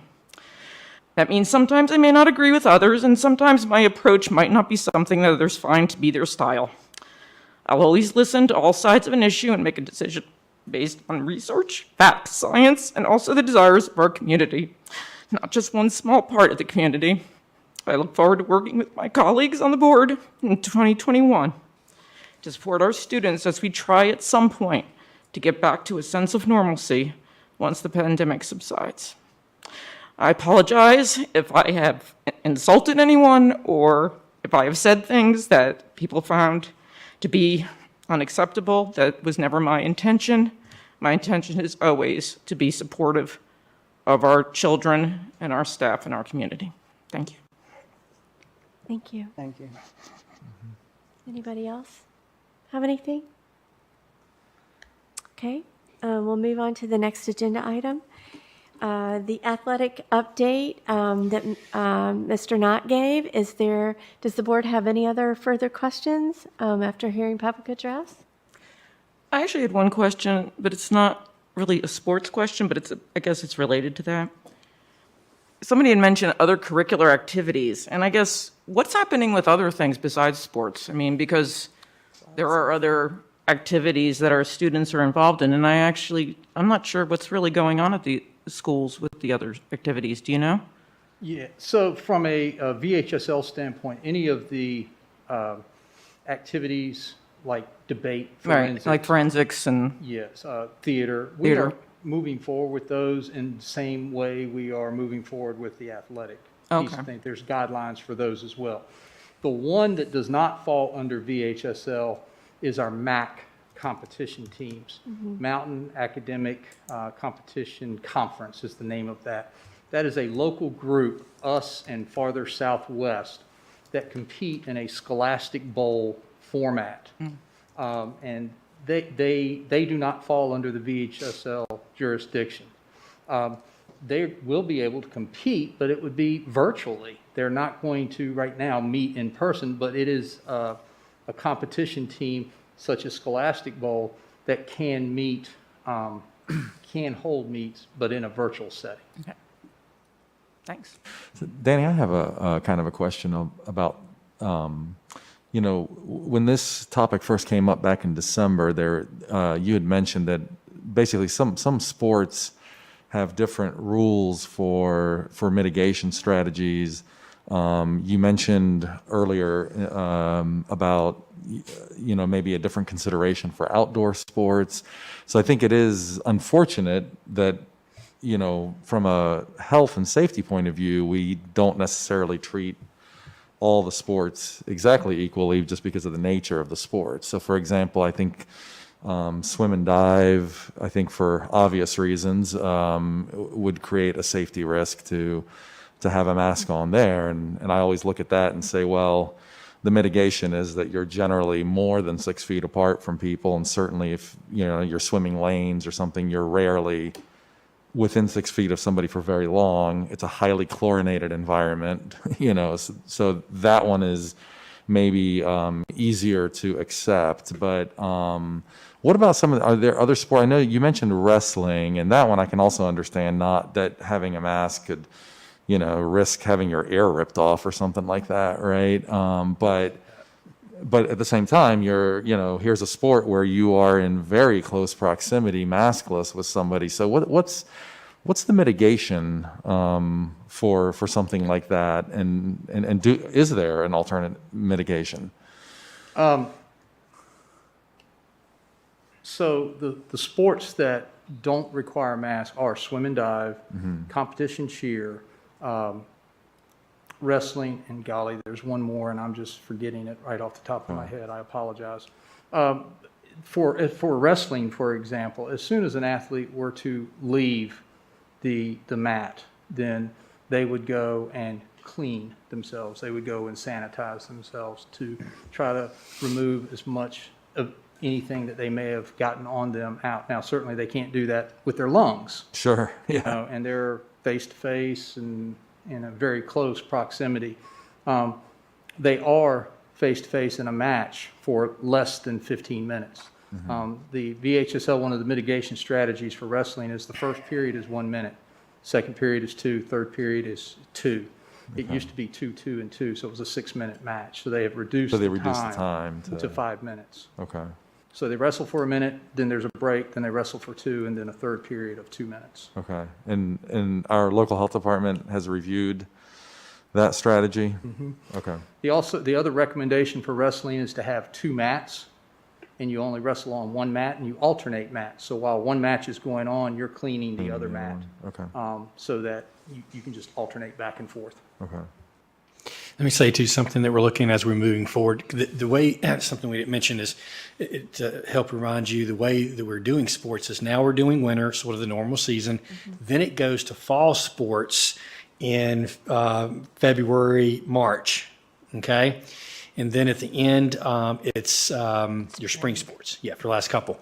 And so one thing we're looking at now is for football. Some of you may have seen, if you watch football, they have the shields. They usually just come up here, but now they're selling shields for the entire face mask.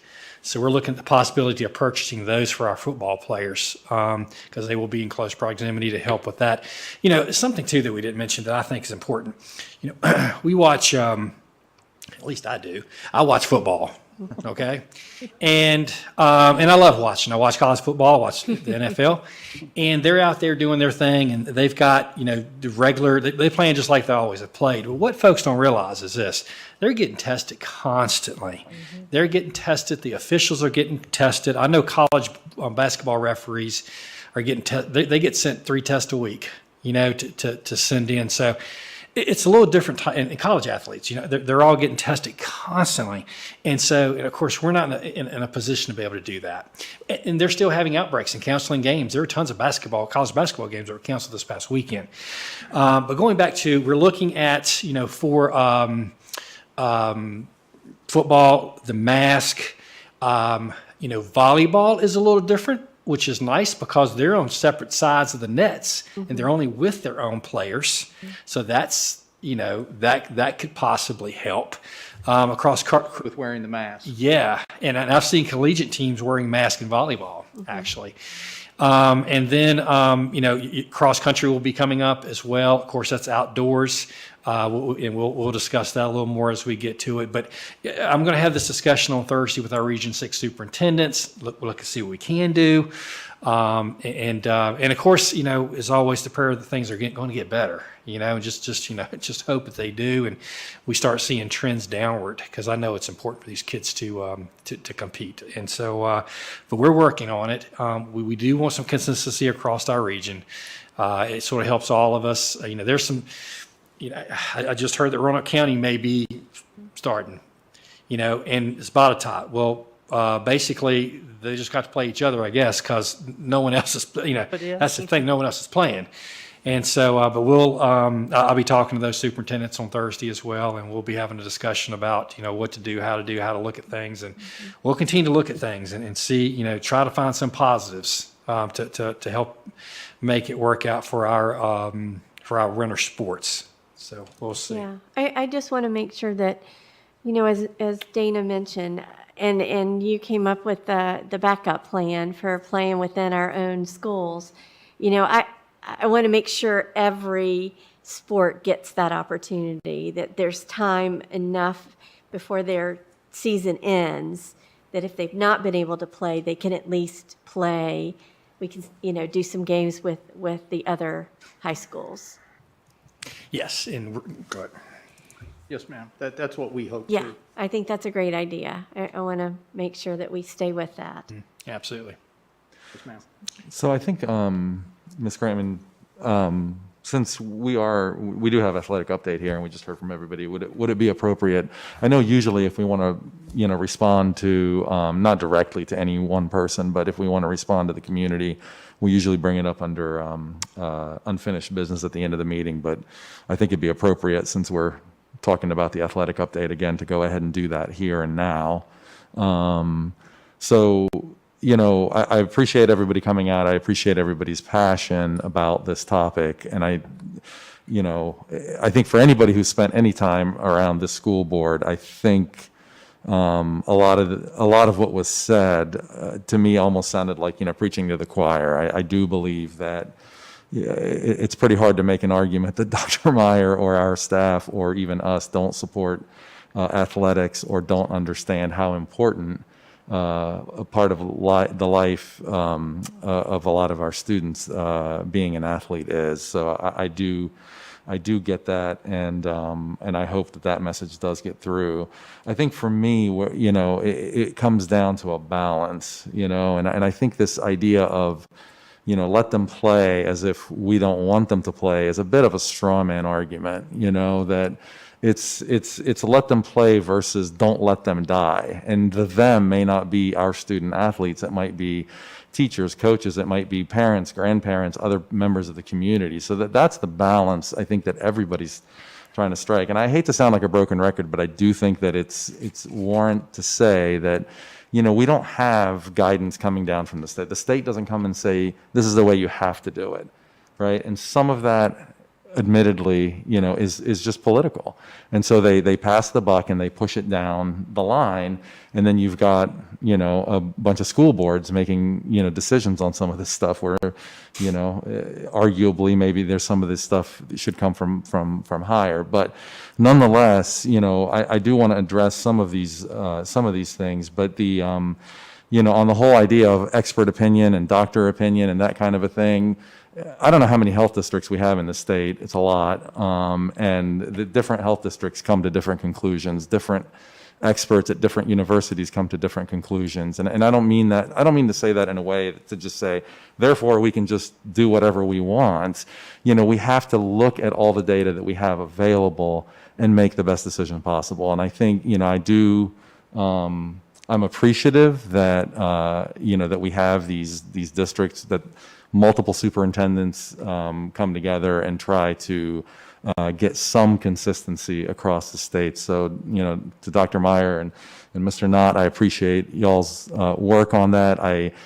For me personally, from what I've seen and from the science that I see, I think that we're still taking a risk. But I do think, where we are, it's a calculated risk, and it is relatively low.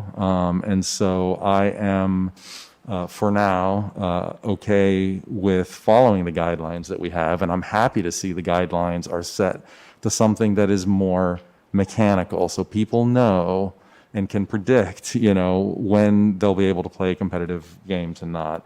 And I think, what you're talking about with NFL and college sports, I mean, they have so much more resources than we do, and they're still not getting it right. There's still a lot of infections happening. And so this very much is a balance that I'm worried about, and I'm certainly, I am not apt to basically shrug off the strong recommendations of the VHSL in this case to kind of go off in a different direction. And lastly, I do think, a lot of the arguments that were made about sports and teams and the importance for the kids, I want to point out, and correct me if I'm wrong, but what we are discussing here really is the difference between, it's not whether or not you can play sports or be on a team, it's whether or not you will have competitive games this week. So, I think we should keep that in perspective as well. I really appreciate what Kobe, I think it was Brian, said, which I think is maybe one of the most important things that was said tonight. As always, our kids come through, right? But he said, that if you want everybody to play, then everyone in the community has to do their part to bring these numbers down. And so we need we want everybody to play. We want them to do it safely. So I hope that we can do that in the coming weeks. That I'm not trying to undermine the safety issue of it all, but I hear these kids crying out for help, and I understand where they're coming from, and I guess because of the parent in me, kind of, I've had an athlete, I know, again, don't want to underestimate the safety of it, but looking at the numbers, looking at the percentages of the low volume, I think we've proved ourselves in the schools and everything. So I think that we could probably come to a compromise to where if the people that we needed there feel safe in doing the games, that we could come to some kind of compromise to where the games could possibly be played. So, if they have to give up something they really don't want to do it for safety issues, or what other coaches or attendees or even spectators or officials or whatever would want to feel safe doing a game, I don't see to where we couldn't get to a point to where there could be a compromise. Like he was trying to say, we need to be as strongly towards the other side and our feelings to how they feel as to how they want us to feel about how we feel. So I think the compromise issue would be a great place for us to possibly maybe even further discuss or start. Not negating the risk assessment or the risk factors, but, still taking into the effect of, Danny, I'm sorry, I don't know if I asked you, has the health department given us any guidance, our local health department given us any guidance on any of this that's been discussed this evening? Because of our mitigation plan for being in school and for athletics, they would be okay with us playing. Okay. I didn't know what their... And interesting enough, I just got off the phone before I came in here with the superintendent in Salem. Their health department is the exact opposite. They said they're totally against. Got a couple of their divisions in that area have started to play now, and it was against the recommendation of their health department. So it goes to the inconsistencies from place to place. Their health department in Salem and Roanoke, that area, the Allegheny, she's actually recommending that they be in phase 2. She's recommending they even go back even more than what they are now, right? For not only athletics, but for in school too. Yeah. To drop back. So that's where the confusion and I guess, comes. Dana, what I'm saying, since you addressed that to me, I just want to be clear. I think this is my position and perhaps the position of others on the board. I think for me to be where I am right now is already a compromise, because I was just saying I was basically agreeing with what you were saying is, each side seeing the other one as of equal importance to to that, if I'm making sense. I don't know if I'm making. Yeah. I just want to point out, are you done, Yeah, Mark? yeah, I'm please. sorry. One thing, every single person this evening talked about let them play, except for one person, and that was the teacher. And I think sometimes we forget, and I understand, and I had two daughters who played sports, and they would not be happy with being able to compete either. And I get the angst of those individuals and of those families. It stinks. It's like, how many of us are, and there's so many sacrifices we've had to have to make another one. But then I hear someone like that speak, and I think people forget that by allowing their children, they're saying, let my children play, you are now risking other people besides just your children. You're risking other people in the community, you're risking teachers, you're risking other students who then go home, who have elderly grandparents. There's just so much involved, and I think we forget what it's like. And that teacher who still has students, because he's elementary school teacher, and there's a lot of, it is difficult for teachers and staff to continue on, and I think we sometimes forget about that. And it's, I think it would be wonderful if everybody could play sports. I wish everything was back to normal again, but it's not, and it's unfortunate, and I just think it requires patience, and I feel bad for students, and the scholarship issue, I get that too, and that's got to be really tough, there's so many sacrifices people have made, but I surely don't want to sacrifice the health of other people in our community either. So like whoever said earlier, there's no win. There is no winning. There's no win-win. Something we failed to mention earlier, I believe, when we were doing the presentation, is we talked about the mask being required by our athletes in practice in most sports. That's not happening in many of the rest of the school divisions. They're not asking them to wear a mask. And so, of course, we got a little pushback on that from some folks, but we've shown it is safe. And that came up at my last superintendent's meeting. The question was, if we end up playing, we wear a mask, the other school doesn't. And so we actually came up with an agreement in our Region 6 also that if one school is required to wear a mask by their administration, then they are going to comply with our rule and wear a mask when they play us also. So I thought that was really good of the region superintendents to go along with that with us. And if I'm not mistaken, Dr. Meyer, when they come to us and play here, they would wear the mask, right? No, when we go to them too, they wear a mask. I apologize. No, that's both. Whenever they, yeah. I think this has been the challenge with this COVID. As a society, we are so individualistic. We always think, our child, our household, our little unit. But this COVID made it so apparent that it doesn't end what we want to do. It goes beyond that. It affects the neighbors, it affects the coaches, it affects the teachers. And that's why I think I really appreciate everyone coming, and definitely we want them to play, and also we want them to go back to school. I mean, it is as much as we want them to play sports, and I am nothing against the athletics, but I want them to play instruments. I want them to act. I want them to do all the other things that they're supposed to do. And it's not fair, but it's not fair for anyone. It's not fair for us to be in this position to make this decision. It's not fair for teachers, don't have choice to be remote. They have to be in school as long as we want them to be able to teach in person. Even though I appreciate everybody's comments, I really, it makes me come back to really the Colby's comment. I think we have to think communal. We have to think as a community. So what we do, what we care, what we be careful and follow all the guidelines. It's not comfortable. It, gives me a headache. It makes me stuffy. I'm so warm, I can't think after a while because my face is closed. But we have to do that not just for ourselves, for actually mostly for the others, so that the other individuals can do what they need to be doing. So I think it's a total different mindset that as a society we have to get used to. And I think I really appreciate Colby's comment that, yeah, we are asking, let's play, let's go to school, let's teach, we demand different things from each other and from ourselves.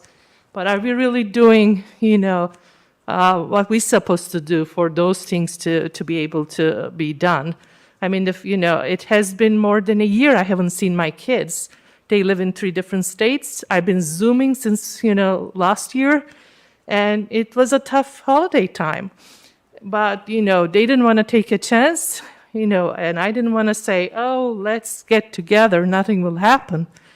Because even if just a little slight 1%, 0.5%, 0.1%, if it happens, how we feel about it. We can't take any chance. Even though we think it is safe, it's definitely not safe, and nobody can say it is safe because we are just one. I'm just one of the 7. I already know 5 people died. It's just a small community. It's just one person knowing that many people passed. Granted that they were not 15, 20 years olds, but they got it from 15, 20 years olds. At least, half of them.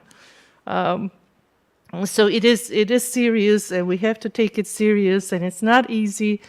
And ultimate goal is as safe as possible. Yeah, we'll get them to play, we'll get them back to school. But I think we all have to help that to be able to happen. It's easier said than done. So, again, I kind of feel like, I don't even know how to put it, like the Wicked Witch or something, because I truly believe in athletics. At graduations, I watch students walk across the stage who I know, if it had not been for athletics, helping them understand you're going to have to make those grades to play. When I was in school way back then, the girls didn't even have a standard that we had to meet as far as our grades. I sat down with the coaches and other female athletes and made our own standards. This is what we have to meet to make sure we're all going to play. And if we had someone whose grades were slipping, then we did what we needed to do to help that person get those grades back up so they could participate. And one of the things this pandemic has brought to light across this whole country in many different areas is the disparities that we have. And when I sit here and I'm listening, and I know it happens because my son traveled and I had to pick up the stuff where he normally would have been working and paying some of his own way. There's a big sacrifice there. And those numbers are unbelievable. And the way people travel all over the East Coast every weekend, it just blows my mind. And the students who cannot, and I know they depend on schools to give them that athletic edge, to be able to win a scholarship. We need to start focusing on some of these issues as to why do our students have to feel like they've got to be the best and compete for 1 or 2 little slots when so many of them deserve to go to a second level education. So like our ACE program, there should be free secondary education for anybody who wants it and is willing to work for it and not have to feel like I've got to do good in sports to be able to get that. My parents can't afford it. It's a burden. This needs to stop. But I also know that's not the whole thing. Kids just want to get out there and have fun and compete. And because, some kids aren't athletes, but they're on the team. And they have a great time. And they cheer on the folks who are out there really, performing at higher levels. And this really just breaks my heart. But there's also this risk out here that I just can't, at this point, ignore. But there are so many things that we need to do better as far as making sure our children understand you don't have to be the best with the ball or on the track to be able to achieve and go on to be whatever you want to be. And this is your only avenue. There's something really wrong with that. And we heard that from a lot of our athletes tonight. And I'm sure a whole lot more who, weren't here before us. And I always appreciate the voices of our youth showing up and helping them understand this is what you have to do to bring about change and to make sure things happen. But this is a heartbreaker. It really is. Academically, getting kids back in school, yeah, we've got to figure that one out too. But I don't want to take that vaccine. I'll just tell you that right now. I don't. But when you sit here and you listen to this and for months go on and on with how we do this, like Kobe said, okay, time to step up and do what we need to do. So I guess when it's my time, I'll get that vaccine. But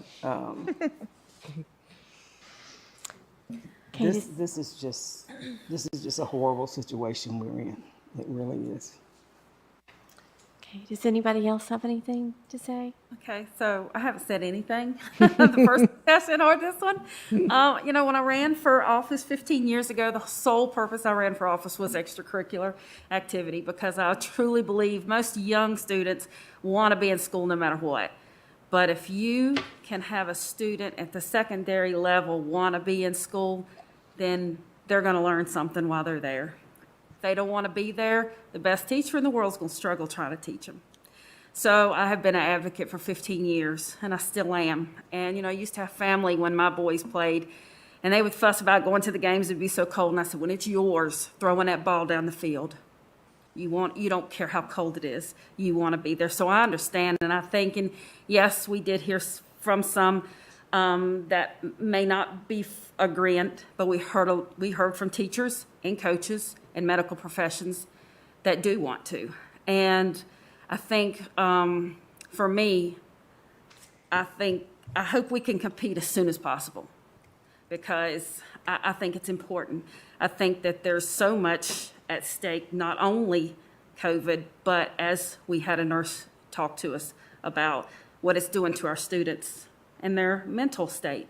And I truly hear that and I see it. And I think that's dangerous. And, our kids deserve that edge too. So as soon as we have that little bit of window for our kids to compete, I'm all for it. I think they should, as long as we follow the guidelines and they're being safe. What's hard, and we heard it tonight, and I've got pictures because this is what I've been saying. When you watch all these teams, Phil Harkrader, Phil Blacksburg's fields full of students, full of parents, and those parents are in every walk of life of employment. And, that is hard to take that your child can't play at a high school level when you're watching that. And when you're seeing all these travel teams and all these gyms full, it's hard. It's hard to understand why. And like I said, these are parents from all different walks of employment that are having their students go and play competitively on the road. If I didn't see it with my own eyes, I would say, I don't know. I saw it. I watched it. So I understand the baseball was outdoors, and I haven't been to the basketball, but I know it's happening. I know it is. So I thank everybody that came out tonight. I appreciate it. I know it's hard. It's passionate. And the great thing about our board is we all do have different opinions, and that is great. Sue, you're so right. It's welcomed. We all can't agree on everything, and that's okay. So, but for me, as soon as we can play, I hope they can. Okay, anybody else? Okay, We'll move on to our next item. The administration presented the school board with a proposed revised pay plan, which would enact an average 3% pay increase for employees during the last 6 periods of the 2021 contract year. And I have Mr. Krantz here in case we have any questions. Do I have a motion to adopt the revised pay plan as presented? So move. Do I have a second? Second. Thank you. And now any discussion?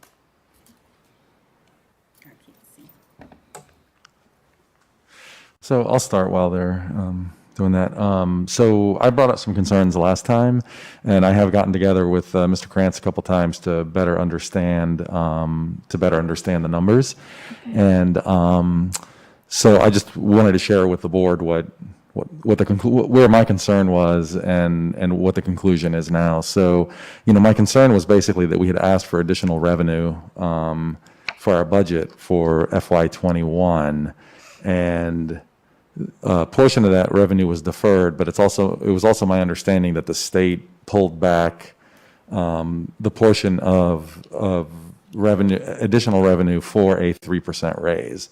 So my concern was that, with the hold harmless, that we potentially could be putting ourselves in a position where we were using one-time money, and I kind of jokingly called it two-time money, because the expectation is we're going to get this money 2 years in a row for a recurring expense, and that's something that I didn't think was prudent. But I guess what I had missed at some point along the way is that the state still gave us a 2.6, is that right, Tommy? Yes, sir. A $2.6 million increase in SOQ funds. Now, generally, as I understand it, that's not necessarily to cover a raise. That's usually meant to cover, other expenses, maybe, increased cost of services or textbooks or other things. But be that as it may, that is money that keeps coming back to us on a recurring basis. So I do think, after looking at it again more closely with Tommy, that we do have that money. I will add that, it does make me a little bit nervous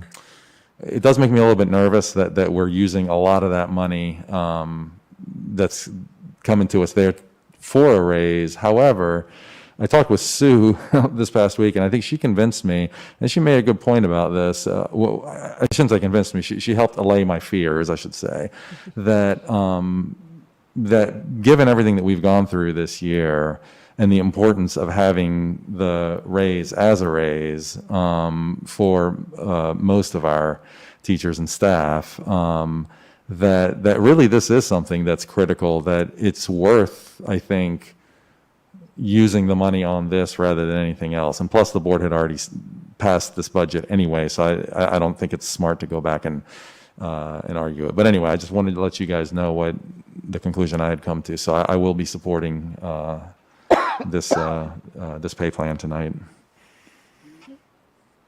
Anybody else have any questions?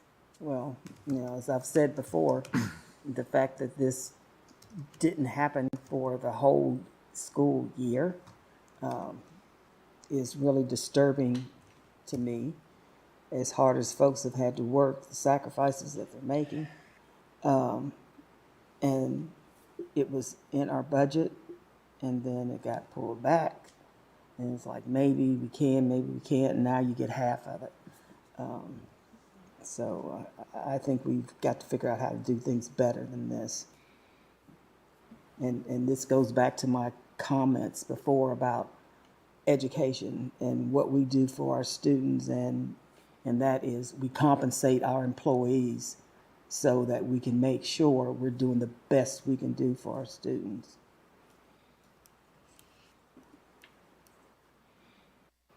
Anyone else?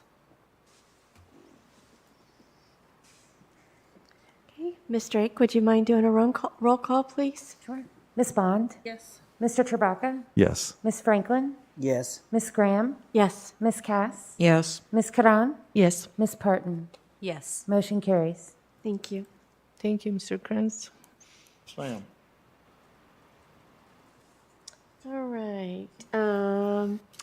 We have the policy 1-6.8, citizen participation. This is the first reading of the policy, and currently no action is expected. Does anyone have any questions? Okay, so I'll always be a proponent of making sure that we can create opportunities for our public to address us in person or as close as we can get to that. I start questioning when we were doing our Zoom meetings, why couldn't we have some type of participation? And it was because we could only do this, this, and this. And then as soon as we came back, I also said, we're putting,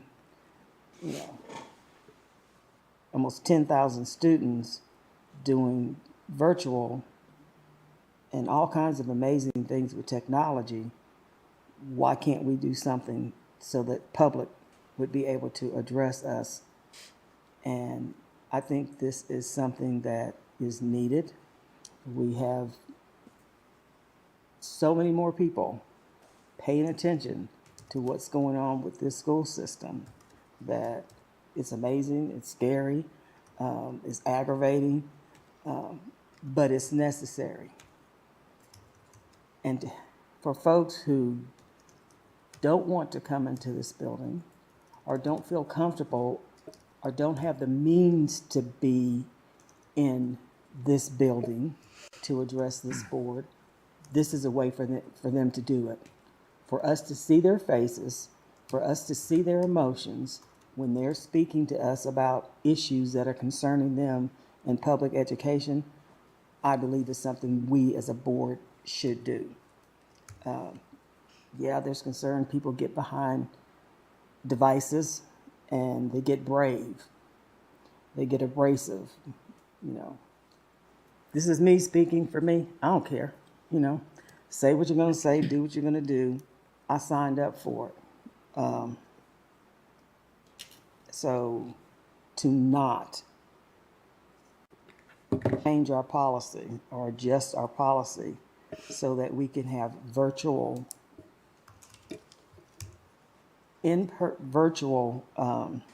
attendance for folks who want to address this board, I think would be sending a message that we want to keep you all at a certain distance. We only want to hear so much. And just because you can call us, email us, text us, whatever, that does not mean that we should stop and say, nah, that's enough. You've got enough. You've got all these ways you can communicate with board members. But, yeah, we don't need to see you if you're not standing right in front of us. That's just wrong. Yeah, I agree with what you said, Penny, and I would also add that it's, I think from an equity, I'll just stress the equity piece from, people who, who may live with somebody right now, especially during the pandemic, people who live with somebody who's immunocompromised, if they are immunocompromised, I mean, that it is a risk to come here. And I don't think that's something we should force people to do if they want to speak to us. So, I mean, I've been beating this drum all fall, and so for me, certainly, I know that we were given two different policies, and forgive me, I have looked at them both. I think the second one, we were told there was two of them. I think the difference is that the second one allows electronic participation at any meeting, whether our meeting is virtual or not. Is that correct? So that's the one that I would support, and I guess I don't see the argument for not doing that. So I just have a question. When somebody is doing public address online and they refuse to stop at their 3 minutes, how do we handle that? Turn them off. Yeah. Turn them off. We can turn them off. I mean, is that, okay, so they get irate and angry, and then administration has to take the heat for that, and that becomes a problem. What's going to happen then? We've had people stand at that podium and do the same thing. Right, but it's a little easier to control that, I think, in person than online. No, it's easier online because you just cut them off. Yeah, you just shut them down. I mean, actually here, I would think it'd be hard if somebody doesn't want to leave. I guess that's why we have police officers here. That's why we have a sheriff's But, deputy, yeah. I haven't seen anybody dragged out yet, but Yeah, but I'm just asking because. but I think I'm pretty sure we could just shut them down. That's not to say that they wouldn't call and complain about it later. Right, and I agree, when you sign on, you kind of have to grow a second skin, but it can get harsher than you think. Been there. So, it becomes sometimes a personal attack more than about what's happening on the board. So I just think if we do this, people need to understand that that's an option. Isn't that, Marty, isn't that policy? I don't think. Policy anyway? The policy Thought is so. that you can't Thought so. you can't say things during public address that are not related to, I forgot what the exact policy Right, is. let me grab that, Sue, real quick. Hold on. But that you can only talk about things that are related to Well, we school can't board. talk So about if somebody is employees. online and they start talking about something else, you just shut them down. Okay. Hold on 1 second. Make it I think clear. I think there's even wording that if somebody decides to be abusive or anything like that, I think the chair has all that we can really control is that, and Goonan probably has this memorized, is that we cannot speak about employees or, I know it's here. Individual employees. Or people. Yeah, I don't see it here, but that's usually what we say. So if somebody was getting nasty, I don't think until their 3 minutes are up, we can't cut them off. If somebody came here and started cursing at us and using really, foul language, what will we do? Just let them continue?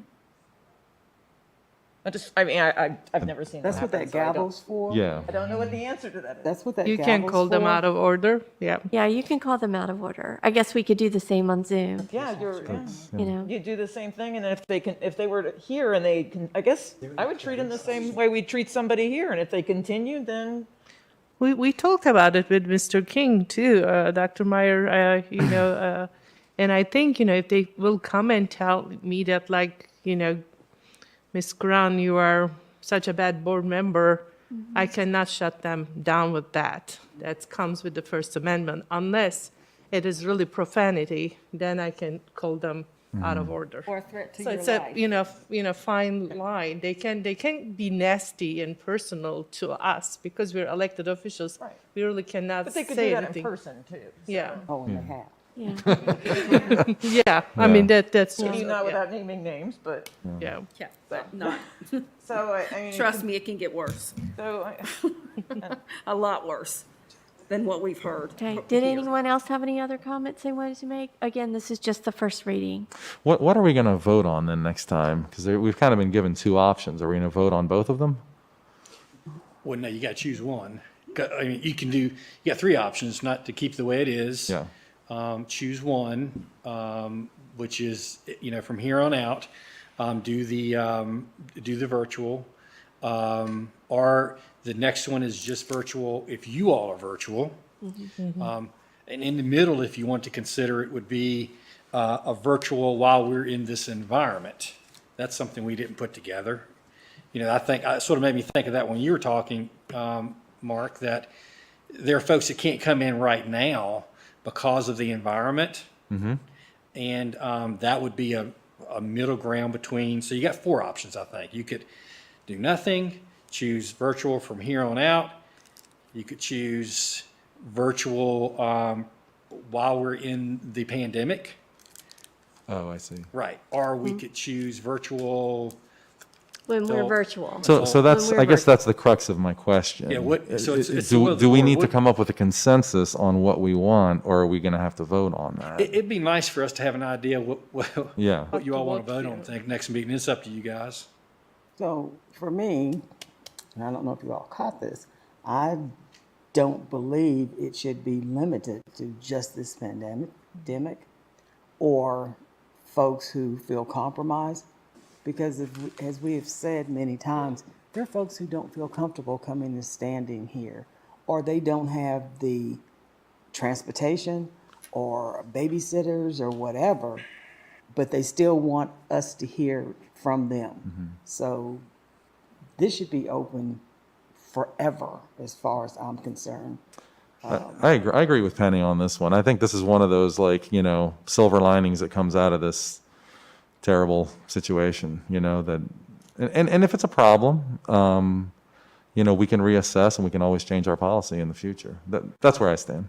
I'll go ahead and just say that's where I stand also. I think that we should give that opportunity and see what happens if it does not work. I think that once the pandemic subsides, really we haven't had that many people come to it. Only the last couple of meetings, we've had a couple of issues that people were very, had a lot of concerns about. So I think we've had more than the usual, but in the last year since I've been on the board, those are the only 2 meetings that we've really had more, maybe 2 people. Yeah, you're right. Not every time we have, obviously. And I don't think people are just going to jump at, gee, now I can do it online, so I'm going to put myself out there. You're still putting your face online and you're still being recorded. So I don't think there'll be like a big rush of people to make public comment. And we still have the limit of 30 minutes. So, and we can still hold to that, right? So anyway, that's where I stand. But I don't feel like super strong about either, so I'm open. I think I'm thinking some logistical, questions that in my mind. Granted that I'm not technologically savvy, most of the time. When we say this virtual public address, that means at the time that we dedicate the public address hours, starts relatively 8:30, and then we give the 30 minutes initially, then we extend, and then we have to have that 30 minutes for in-person people that are here, plus whoever wants to talk to us, virtually. So the time frame that we have right now, it has to have both virtual people and in-person people. That's one question. And then the other thing is when we say virtual, they're going to be at 8 o'clock in front of their computer ready to get into Zoom so they can say something to us. Or it's going to be kind of a pre-recorded thing. They have this question and video clip that they send us. Because there are different ways, being done differently. So I just tried to logistically how this is, it might chew some time, so I don't know how we're going to handle in the real time, I guess. It sounds good, but how we're going to handle in the real time. I think the technology can be solved, right? It's already been solved. But there's Zoom waiting rooms and things like that we can use to queue people up. I am not in favor of the recorded option. Why? Well, first of all, somebody can record a video of themselves and just send it to me via email. I don't think, but I do think, I think there's something about, the whole thing being live. I think that's what this is, for people to talk to us live. And so, I'm willing to take that step. I'm not sure I'm willing to go the next step to pre-recorded. Okay, so. Okay, but, I'm sorry. I can't see back here. So, to put some guidelines to help to say that folks have to sign up at least 24 hours in advance for a Zoom or whatever we want to use, I think that would be fair. And we could switch back and forth with people. If people signed up 2 weeks before, of course, they would be able to speak first in those first 30 minutes. But I think, quite frankly, we're trying to make this a lot more complicated than it need be. Because people sign up, they get to speak. We have a policy that says within this period of time, this many people speak, and then we vote to do it a different way. They just might not be sitting in the room with us. Okay, and Mark, just a comment to that, though. What is the difference about not feeling like you want to watch a recorded video when maybe it's someone who has to work the night of the meeting and can't be there live? If we're going to say, well, fair is fair and they should have the opportunity, then you're contradicting because those people should have that opportunity as well. I mean, perhaps I'm open to that. I mean, I'm talking about. And if you take one, you got to take it all. You can't just say, I don't know oh, that. no, I don't know that that's true. I don't know that that's true. I think that there's another problem with, if you go to the recorded route too, I think that there's a possibility with technology today that then it becomes an arms race on who can make the flashiest video or something like that. And that's not really what public address is about, right? I agree, 100%. So I guess that's why I'm saying, Picture. I'm fine with somebody speaking to us live from a different location. And as to your concern, Ms. Karan, I feel strongly that we should be doing this as soon as possible during this pandemic and during this time. As far as do we keep it? Yes, I think that we do. Now, do we have to pass that policy to keep it forever and always? I can bend on that. We can, we're probably, unfortunately, going to be in this at least for the rest of this school year, if not part of next school year, heaven forbid. But, so I think we'll have a chance to see how it's working. Mm-hmm. And we can always make adjustments or keep it permanently if it's working well. Does anyone else have any more comments? I personally feel that if we want to put a policy in place for when and if we have to do the Zoom sessions again, I would be okay with that. But otherwise, I feel like there are multiple opportunities and avenues for people to contact us currently. So I would only change the allows virtual public comment during virtual school board meetings. I'm going to throw a real wrench into all this. Well, I'm just curious though. How long have we been doing this for public? I mean, I'm going to guess we started having a public forum before internet, before people had emails and cell phones and all the technology of the world today. And so that's why the concept exists, to allow people to come and talk, because otherwise, how else would they get heard other than if they sent you a snail mail letter in the U.S. mail? Mm-hmm. So I'm just outside the box here. Do we need public forum? When people can write and send us things whenever they want. They can send us a video, they can send us an email, they can they can say whatever they want, whenever they want, they can send it on Facebook. We get all kinds of input from people all the time. As a matter of fact, this last week has been a really good example of that. So, and I'm not saying that I don't want people to come here, but we'd spent, an hour almost today listening to things and several people read what they sent to us already. Mm-hmm. So just food for thought. Is public forum a kind of an old-fashioned concept that's seen its day? So because we are I dare human say beings, that. and part of what we heard tonight was about our children need that interaction. We as human beings, I don't need as much as others, but we need that interaction, right? Yeah, I hear We you. need to be seen and be heard. I pay a lot of attention to people's body language to help me understand exactly what they're saying and what they're not saying. But I think it's an important piece of elected bodies to be able to see face to face with the folks who put us here and depend on us to do the right things. So I mean, we're so disconnected as it is. I would hate to see this piece ever go away. Oh, I just throwing it out there.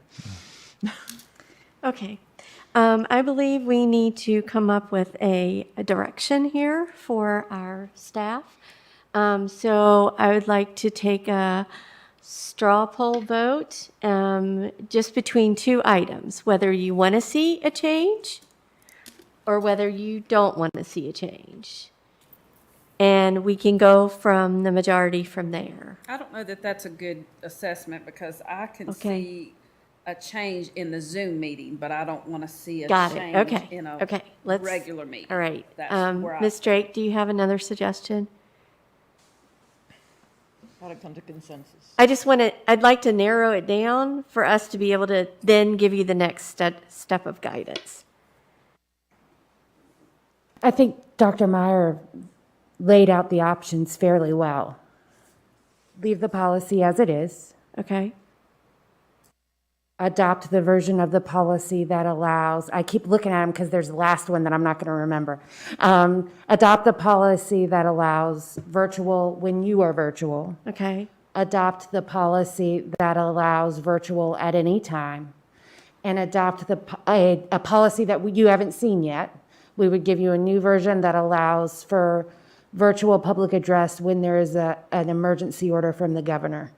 And I would argue that language could be different. We haven't talked about it, obviously, but that anytime the county is in a state of emergency, period, would be my recommended language there, so that it's not reliant on a statewide crisis. It actually could be a local crisis where locally we're in a state of emergency, but I'm talking too much. I think those are your four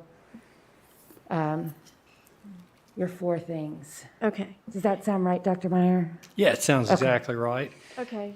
I don't understand the state of emergency thing, that we're in a state of emergency and we're gonna take time, as much as I want to hear people's comments, to have public address. We need to be taking care of business.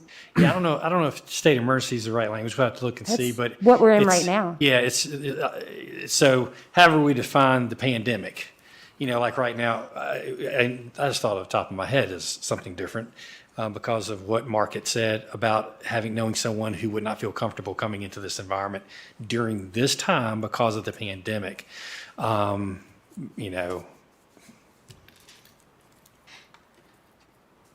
So you got four choices there. But I think for direction, Jamie had it right. I think that are we interested in only the virtual, only having virtual public when we have a virtual meeting, or are we interested in having virtual public at any meeting? I think, or leave it the same. To me, those are the three main ones.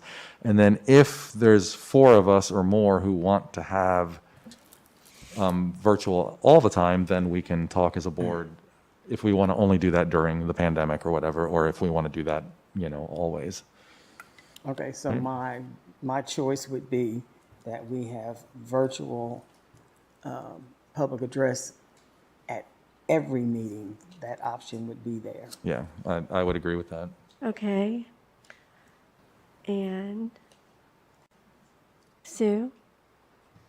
Are you still on the fence a little bit? Do you want to hear everybody else's? I guess if I had to pick one, I'd pick virtual all the time, but I don't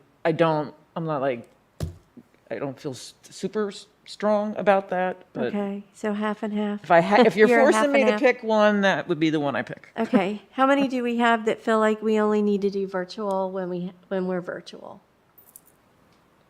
Okay, well, good, and guess what? We didn't finish asking everyone how they felt about virtual all the time. Well, virtual all the time is the three of us. Well, I thought we were Right, giving but everybody an option to say not- what they wanted. Yeah, just Right. That's what I was giving everybody the option to do, Okay. what they wanted. And Sue said yes, but she could move. But then you didn't ask anybody else. I did. I just said, They said virtual. because the only other option, Change the question. You didn't ask the same question of everyone and then go to the other question. Jamie. Yes, I prefer also, just because I feel like it would be an opportunity for us to try it, see how it works before we go 100% into it. that, we can work out and give Brenda an opportunity to work with it and see how it's going to work and work out the glitches and figure out how to do it instead of, okay, we're opening it up and here we go. We've not done it. We've not tried it. We don't have any idea. We shy away from things and other things to go wholeheartedly. So I think this is something else we should kind of take slowly. Try it at a remote meeting that we have, even if we want to schedule one, to give it a try. Let everybody work the bugs out. Let everybody work, see how it's going to go, see how we like it, and re-examine it. That's my thought. So I vote for just doing public addressed Zoom on Zoom meetings. Okay, Miss Parton? I feel the same way as Jamie, and she did bring up a good point that I hadn't thought about. Due to the fact that when we actually went virtual because we had to because of the pandemic and the major issues that we had with that, I do think that we should learn a lesson from that, and that we should err to the side of caution and try it out. Not to say that we can't go back and revisit it, but we should, if we are thinking about that, we should start out slowly. Okay. Ms. Karan? I think the way that Jamie put it, it made sense to, have a little trial period in this virtual. I still cannot picture how it's going to work. But my dilemma is we're not in virtual. We're coming in person. So if we're going to say virtual when we're virtual, how are we going to try this out? So that's the part I'm confused. Yeah, that's what I was thinking through it, because when I was thinking virtual during virtual, I was actually thinking virtual during like the work session. Do we do public forum during work session? We do. Yes. Yeah. We do. Yeah, we do. So what if we just did it during that meeting? What if we had the virtual only during work session meetings? Try it out, see how it goes. And then we have, so that way people who want to come in person can come in person when we have meetings in here. And then people who want to do it virtual, they could do it while we're doing our work session meetings. I mean, counterpoint to that is that often on our work sessions, we don't really vote. Now, if you ask me, that's probably the right time to address us anyway, but usually people come and address us the night that we're voting, and so. I think I'd like to ask a question to Mr. Wickham and Ms. Drake. What amount of work are we talking about to do this, either just as a test or for our work sessions? I think if we go back to the meeting in December, that was why we were trying to really pinpoint what the board was looking for. Ms. Cass at that meeting brought up really a different method that we hadn't considered, right? So in our conversations, we were looking at a very controlled environment, right? And everything that would go into that. Ms. Cass mentioned something a little bit different, which is, really having it be more like a classroom, right? Where they would come in and the chair would call on people just like they do in here. So there would be less control. I think what I would envision, again, Dr. Meyer and I haven't talked about it, so I do feel like I'm talking out of turn, is that at the point that you approve a policy, our job is to enact that policy. We would then come back to you with a potential timeline for implementation. There's a sign-up component that we have to consider.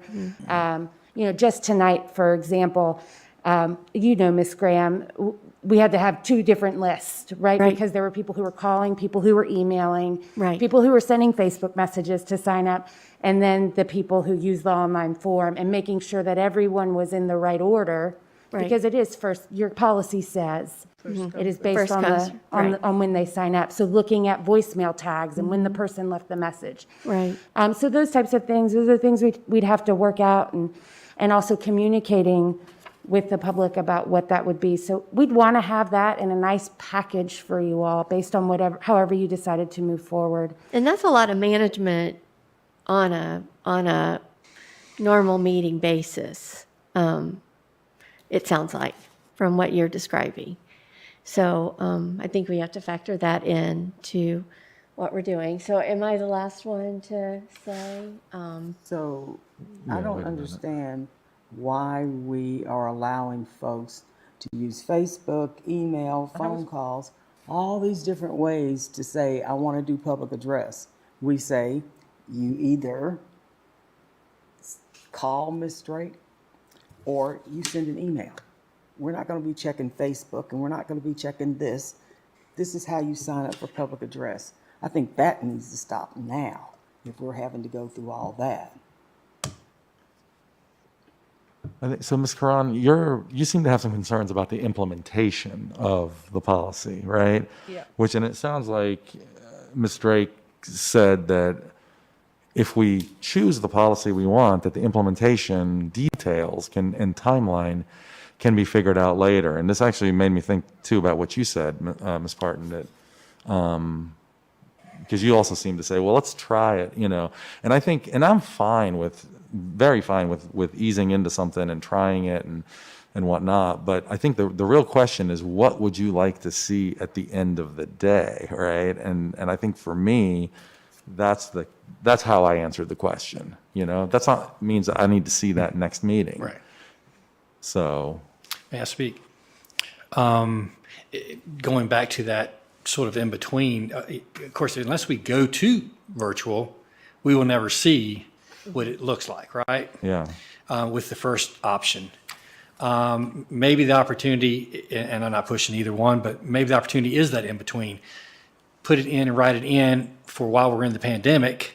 When we get out of the pandemic, we can evaluate how it's worked during the pandemic and all those unknowns, is it working? Is it not working? Is it worth the time that our staff spends on doing it? Then at the end of the pandemic, we can either say, okay, this was good for the pandemic, but I think we're okay to move on without it, or we can say this has been good. Let's move on with it. So it's sort of until the pandemic, and then reevaluate it then as to how it's working. I'd be okay with that. I mean, I think that's a I'll be good okay with that. compromise. So one of the things that we don't have to reinvent the wheel to say, how do we do it? The town of Christiansburg has been doing it. Other folks do it. So it's not like we have to figure it out from the ground as to how this works, what's the best practices, what has not worked. We just need to ask some people. We reached out to them. They're not doing it anymore. They did it while they were virtual. And then they had a couple of a meeting overlap while they were back in person, and they don't any longer. Board of Supervisors apparently not doing either. No. I talked to They're not. Ms. When we Biggs. reached out to the attorney, they said that the changes that they're being asked for are for the virtual, which was how that idea came up. That was the version they sent to us. And we were like, no, that's not what the board asked for, right? But that's what the boards are doing across the state.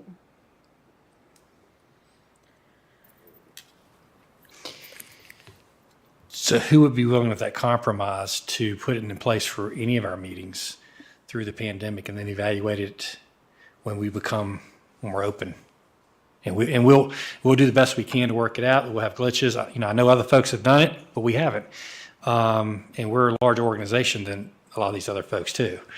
And so, and we have Doug. I'm good with that. Do we have a consensus? and we have the best Do we to have a work on it. consensus for that direction? Does that sound good to everybody? I think Mr. Chabaka. Yeah, I'm great. Yeah, I'm great with okay that. with that. You sound like you were very flexible, Sue. Okay. Dana?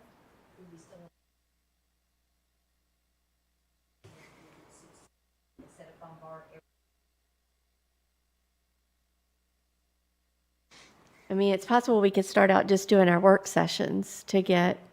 I think that's part of the implementation detail of rolling it Yeah. out. We'll leave that to the Yeah, staff. part to- of slowly. We'll do the best we can. We need to look at it. Yeah. Sure. Because you got to remember too, it's different operations. Yeah. We're doing regular meetings here, and we start to do our work sessions at the PD Center. Mhm. So there's different types of technology that we have to work with. I know that because I've asked Doug that question a million times, and he always tells me, no, that's different. But we have to work it out different ways at different places because of what's available. Right. And so we'll work on that. Ms. And we Martin? can give you the information by the next meeting as to what that looks like and what we can do. And we might start with, all right, and Doug may be able to tell us right now, which is the best space to do that here. So maybe we do that here, and see how it works out. Dana, are you good? I mean, I'm looking at Jane. Jamie, are you good with that? Yeah, can be. Okay. Good. Yes. Okay. And you guys already said you were good with it, right, Penny? You said you were good with it?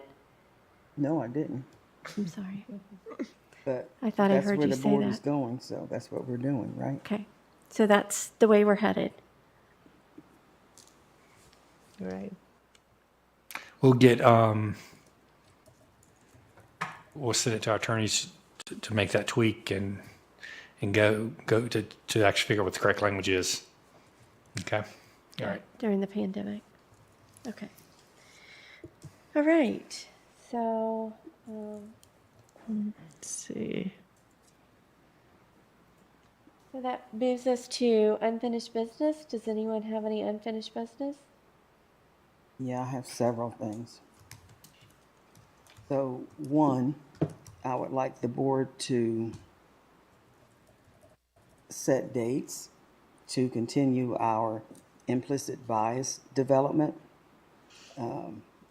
Because what we went through this last fall left me in a very, very, very bad place.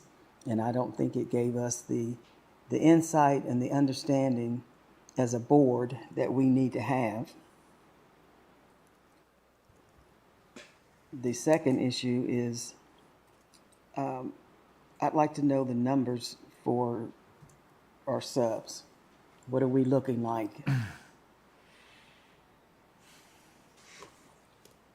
What are you asking, our number of subs that we have? Yeah, the coverage. What are we looking like? Okay. What we can do is, I sent you all, I think a couple weeks ago, after we changed and pulled back 7 through 12, we had started a no field list, and we went from what?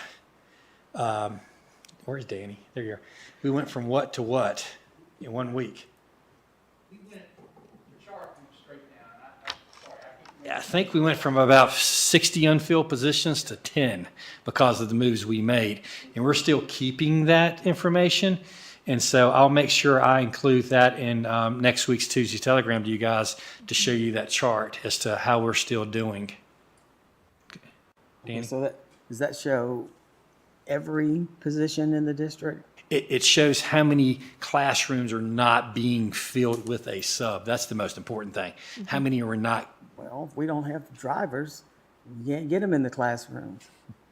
What's that? If we don't have drivers, we can't get them in the classroom. We have not yet hit a critical mass with drivers. We've been working with Mr. Krantz and Eddie in transportation, and we have not yet hit a critical number with drivers yet. We've been close a couple of times, but we haven't gotten there.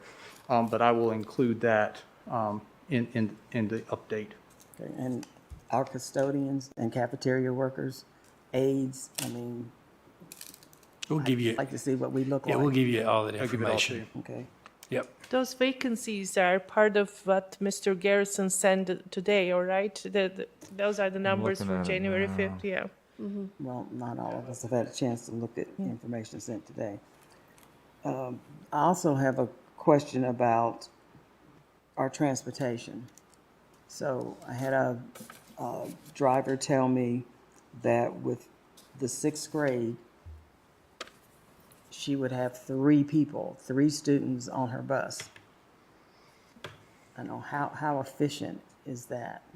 If we're looking at numbers like that? It's not very efficient at all.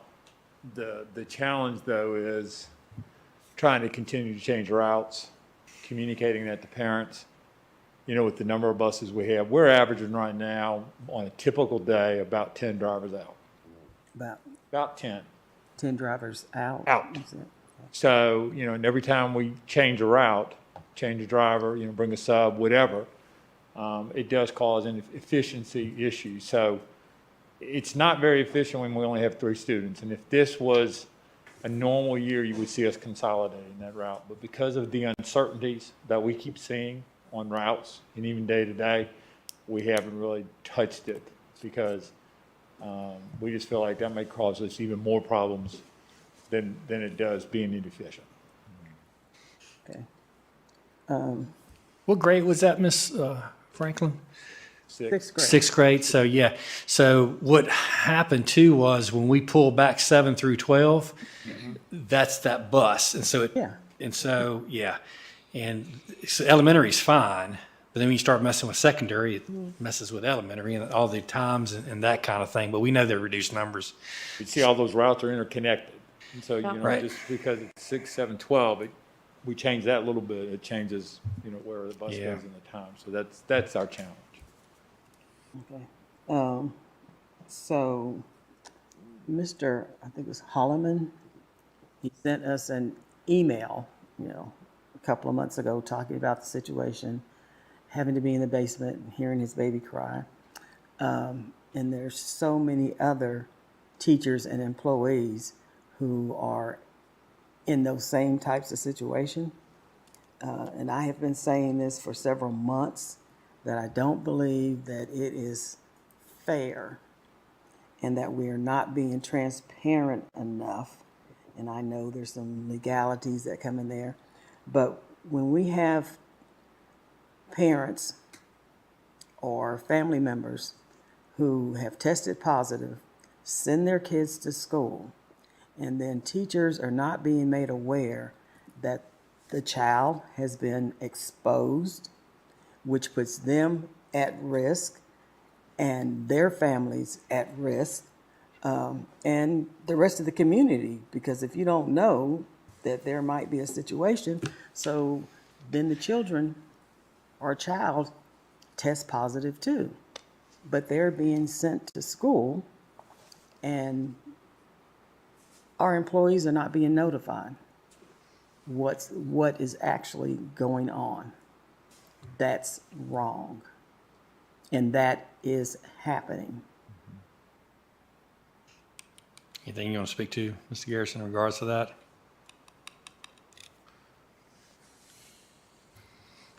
I would just say that any situation that we've been made aware of where someone is tested positive, they're excluded from school.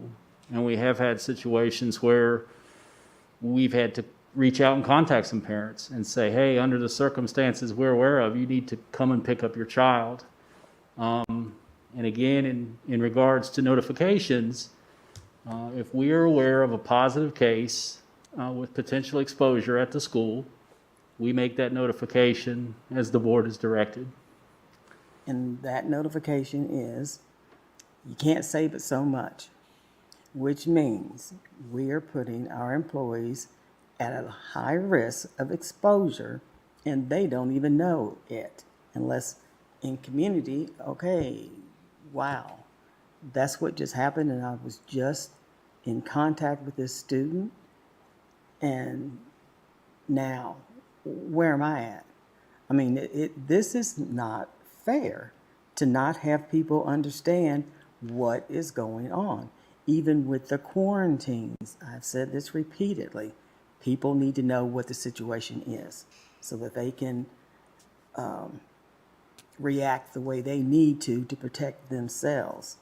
So when I'm hearing teachers say they're put in these situations where parents are sending kids to school, they end up testing positive, and then the child ends up testing positive, that is direct contact, and our employees don't even really know what's going on. Because as much as we might want to say, we let folks know, that is not what I'm hearing. Is there any contact tracing going on? Yes, ma'am. Who's doing the contact tracing? Health department. The health department. Yes, ma'am.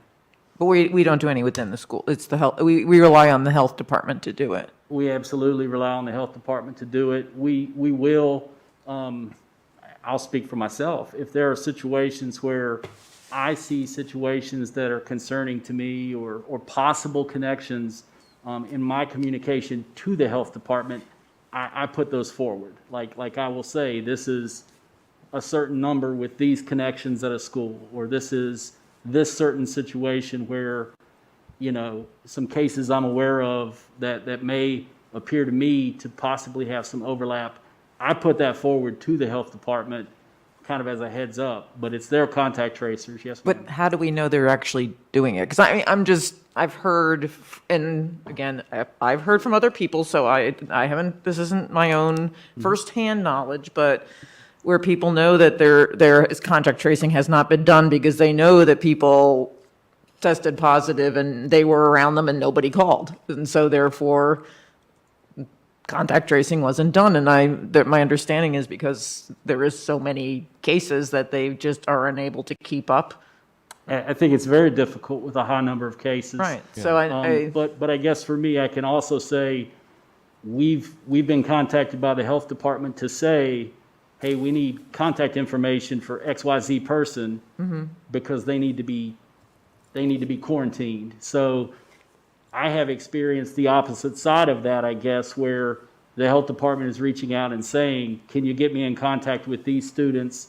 Can you get me in contact with this staff member? Is that recently or is that in the past? Pretty consistent. I can speak to recent, and from personal experience, they are doing the contact tracing. I mean, it's possible they just can't keep up with the pace. I mean, that's quite possible. But like I said, I have not had firsthand I've had interaction. conversations with folks who have had to deal with this firsthand, and it is not working the way it's supposed to be working, and our folks are being exposed, and they're not being notified what's going on. Even if it is the parents being tested and the child is in school and then everybody ends up positive and then nobody has bothered to let folks know what has happened. It's not happening. I think it goes back to that whole presumed positive thing too. You know, they're not doing contact tracing on presumed positives so that's, I think, leaves where some people get confused whether it's truly a positive or presumed, but. And we're talking about truly positive. And you're also talking, if I understand you correctly, Ms. Franklin, you're talking about not necessarily students who have tested positive, but students who have been exposed to maybe, like, say, a parent who tests positive, right? Yeah. Yeah. And I've had lots of stories like that come back to me. So I think, you know, I do, you know, my conclusion on that is that it's, you know, from what I can gather, the health department's doing their best. We're doing our best. Right. It's not a perfect system. And so things probably, those types of things will slip through the cracks. But that's also part of the, you know, that's part of the risk, right? And when we talk about risk and when we talk about community transmission getting higher, and, you know, that's why I keep pushing, you know, for lowering the level and things like that. I'm not just doing it because I don't want kids in school or whatever. It's because, you know, this system doesn't necessarily work perfectly. And you know, I think last month? I can't remember if it was December or towards the end of November, we did have a discussion about that around the whole presumed positive and things. And at that time, I don't think we had a consensus on the board to change how we do that. But, you know, I am still in favor of, you know, doing more on reporting, and I don't know exactly what that looks like, but I think until, you know, we get one or two other board members to agree to that, I don't know that that is really going to happen or can happen. So, I mean, as long as we keep students in school, people will be at risk, and that's just the way it is. As long as students are in school, students are at risk, and teachers especially. And you know, teachers, I mean, most people know what happened to Amy Stevens, and she was a BHS teacher until just this May, when her family moved to North Carolina, and she was just recently in ICU on a ventilator, and the woman's only, I think, in her early 40s. And so a lot of teachers, she's very close with a lot of teachers within this community. She taught here for 17 years. And, you know, teachers sit back and see that and think, whoa, there's somebody who is young and vibrant. I mean, she was extremely active within the community at BHS and within Blacksburg. And they see that, and that's frightening. You know, and I know, like several people said tonight, you know, can't give in to fear, and I understand that, but you can't help but, you know, be concerned. And so as long as we're asking teachers to be in front of students, you're going to have people like Mr. Holloman who are concerned. There's just there's nothing. So as long as we continue to have children in the schools, that's the risk we're allowing to happen. And I hope we have no Amy Stevens here in Blacksburg, because she's very, very sick, and you know, she's still not out of the woods. Okay, as far as the questions on subs and all of that, we can ask for that to be included in the Tuesday telegram. Yes, we'll put all the information in Tuesday, Graham. What we could do also, the next meeting is a work session, and so we can actually just get Jason to just go back over some things again and look into the contact tracing and how well it's being done, and you know where it's not being done, and see if we can dig into it a little bit more, and give a more in-depth update at the meeting on the 19th, right? So we'll get that on the agenda if that's okay. All right. Does anybody have any new business? So the implicit bias development. What's that? The implicit bias development. Yeah. If you look at how, you all approved the calendar tonight, and Are we? Going to be under upcoming school board meetings, I believe, Dr. Meyer. yeah, I think we're going to do it at the board retreat, and we're doing the board retreat May 18th. May 18th. Right. Yeah. Penny was suggesting an extra. I said Penny, so you have Thank to. you. I was about to say Ms. Franklin. Your suggestion is an additional day than what we already have, certain days on the calendar? Or you are asking one of the days to be dedicated for that? No, I'm not asking that any of these days be delegated. I'm asking that we choose a day very soon. I see.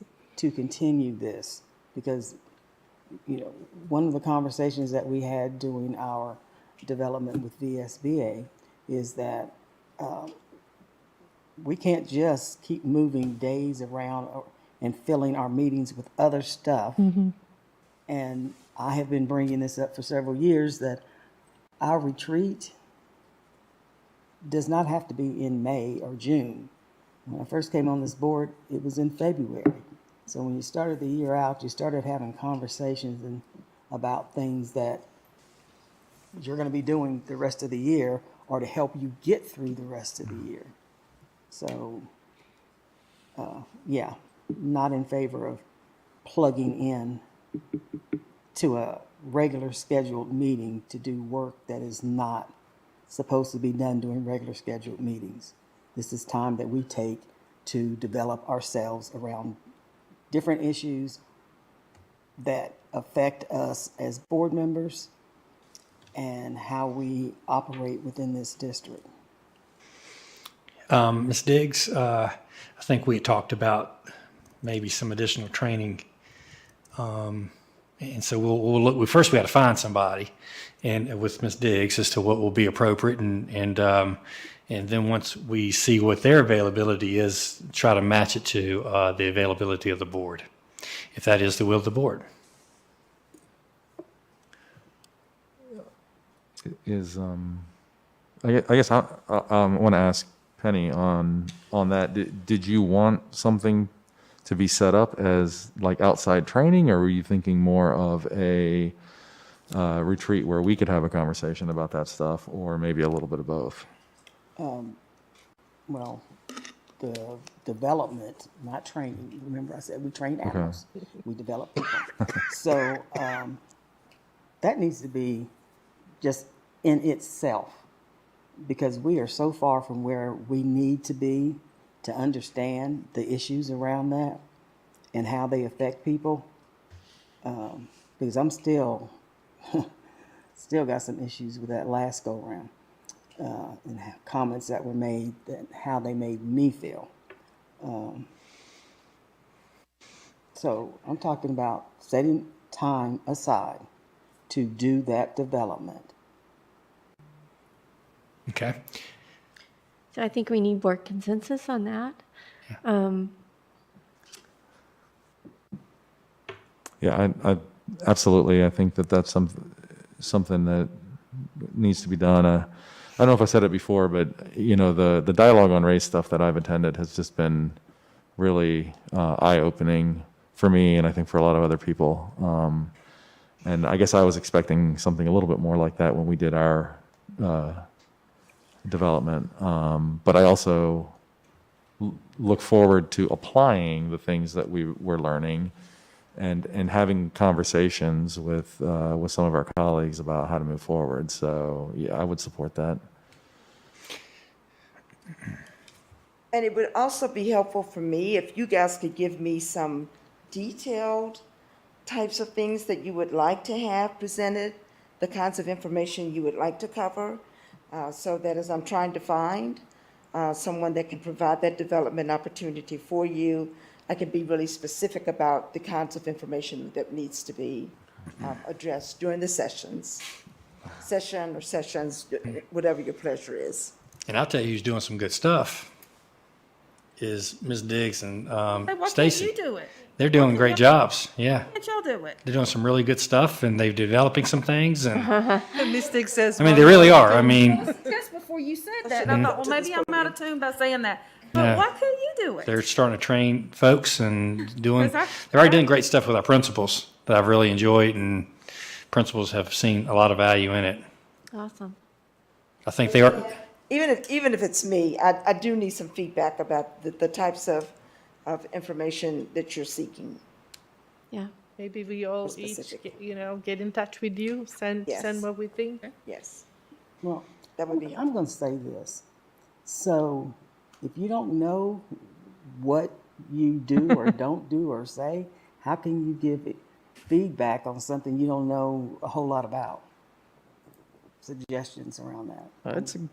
So I guess, like, so more specifically, are you looking for really specific examples of things such as micro or macro aggressions?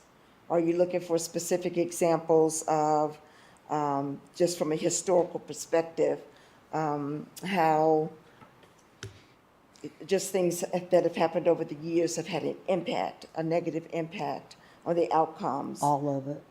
Well, how about this? All of the above. Yeah. How about Judy? Why don't you? Because I think Penny's right. You don't know what you do. You don't know what we have to offer. Options. So maybe just send out a list of options to the board and pick some things, and you guys can sort of say what do you think really would interest you in learning more about, and then we'll go from there.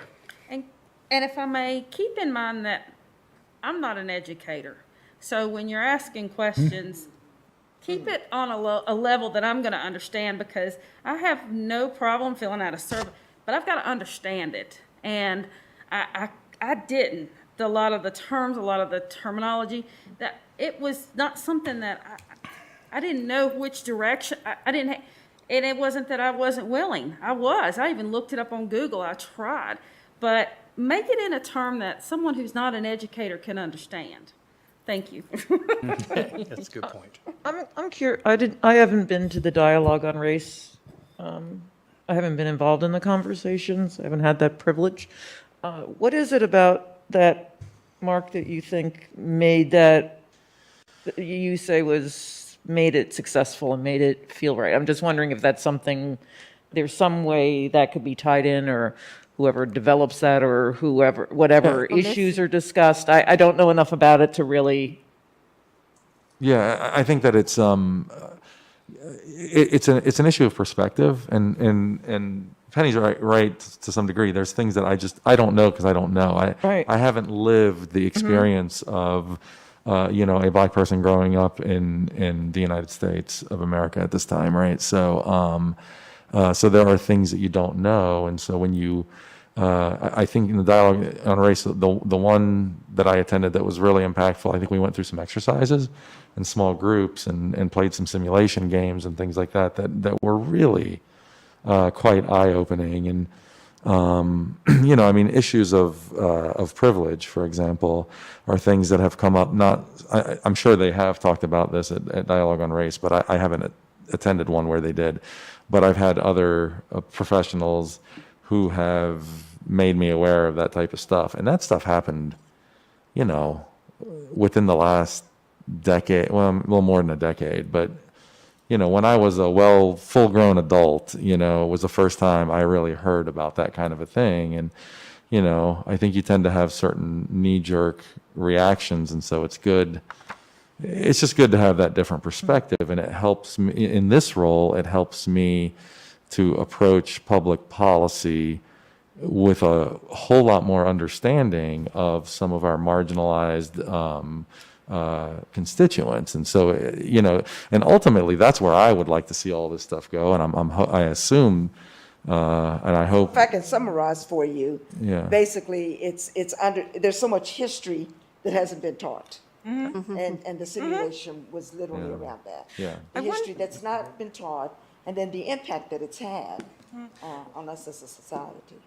I wonder, I know at Virginia Tech, Mena Pratt-Clark has come in and put together a really large diversity and inclusion, equity and inclusion group, and they do a lot of work and they do a lot of presentations.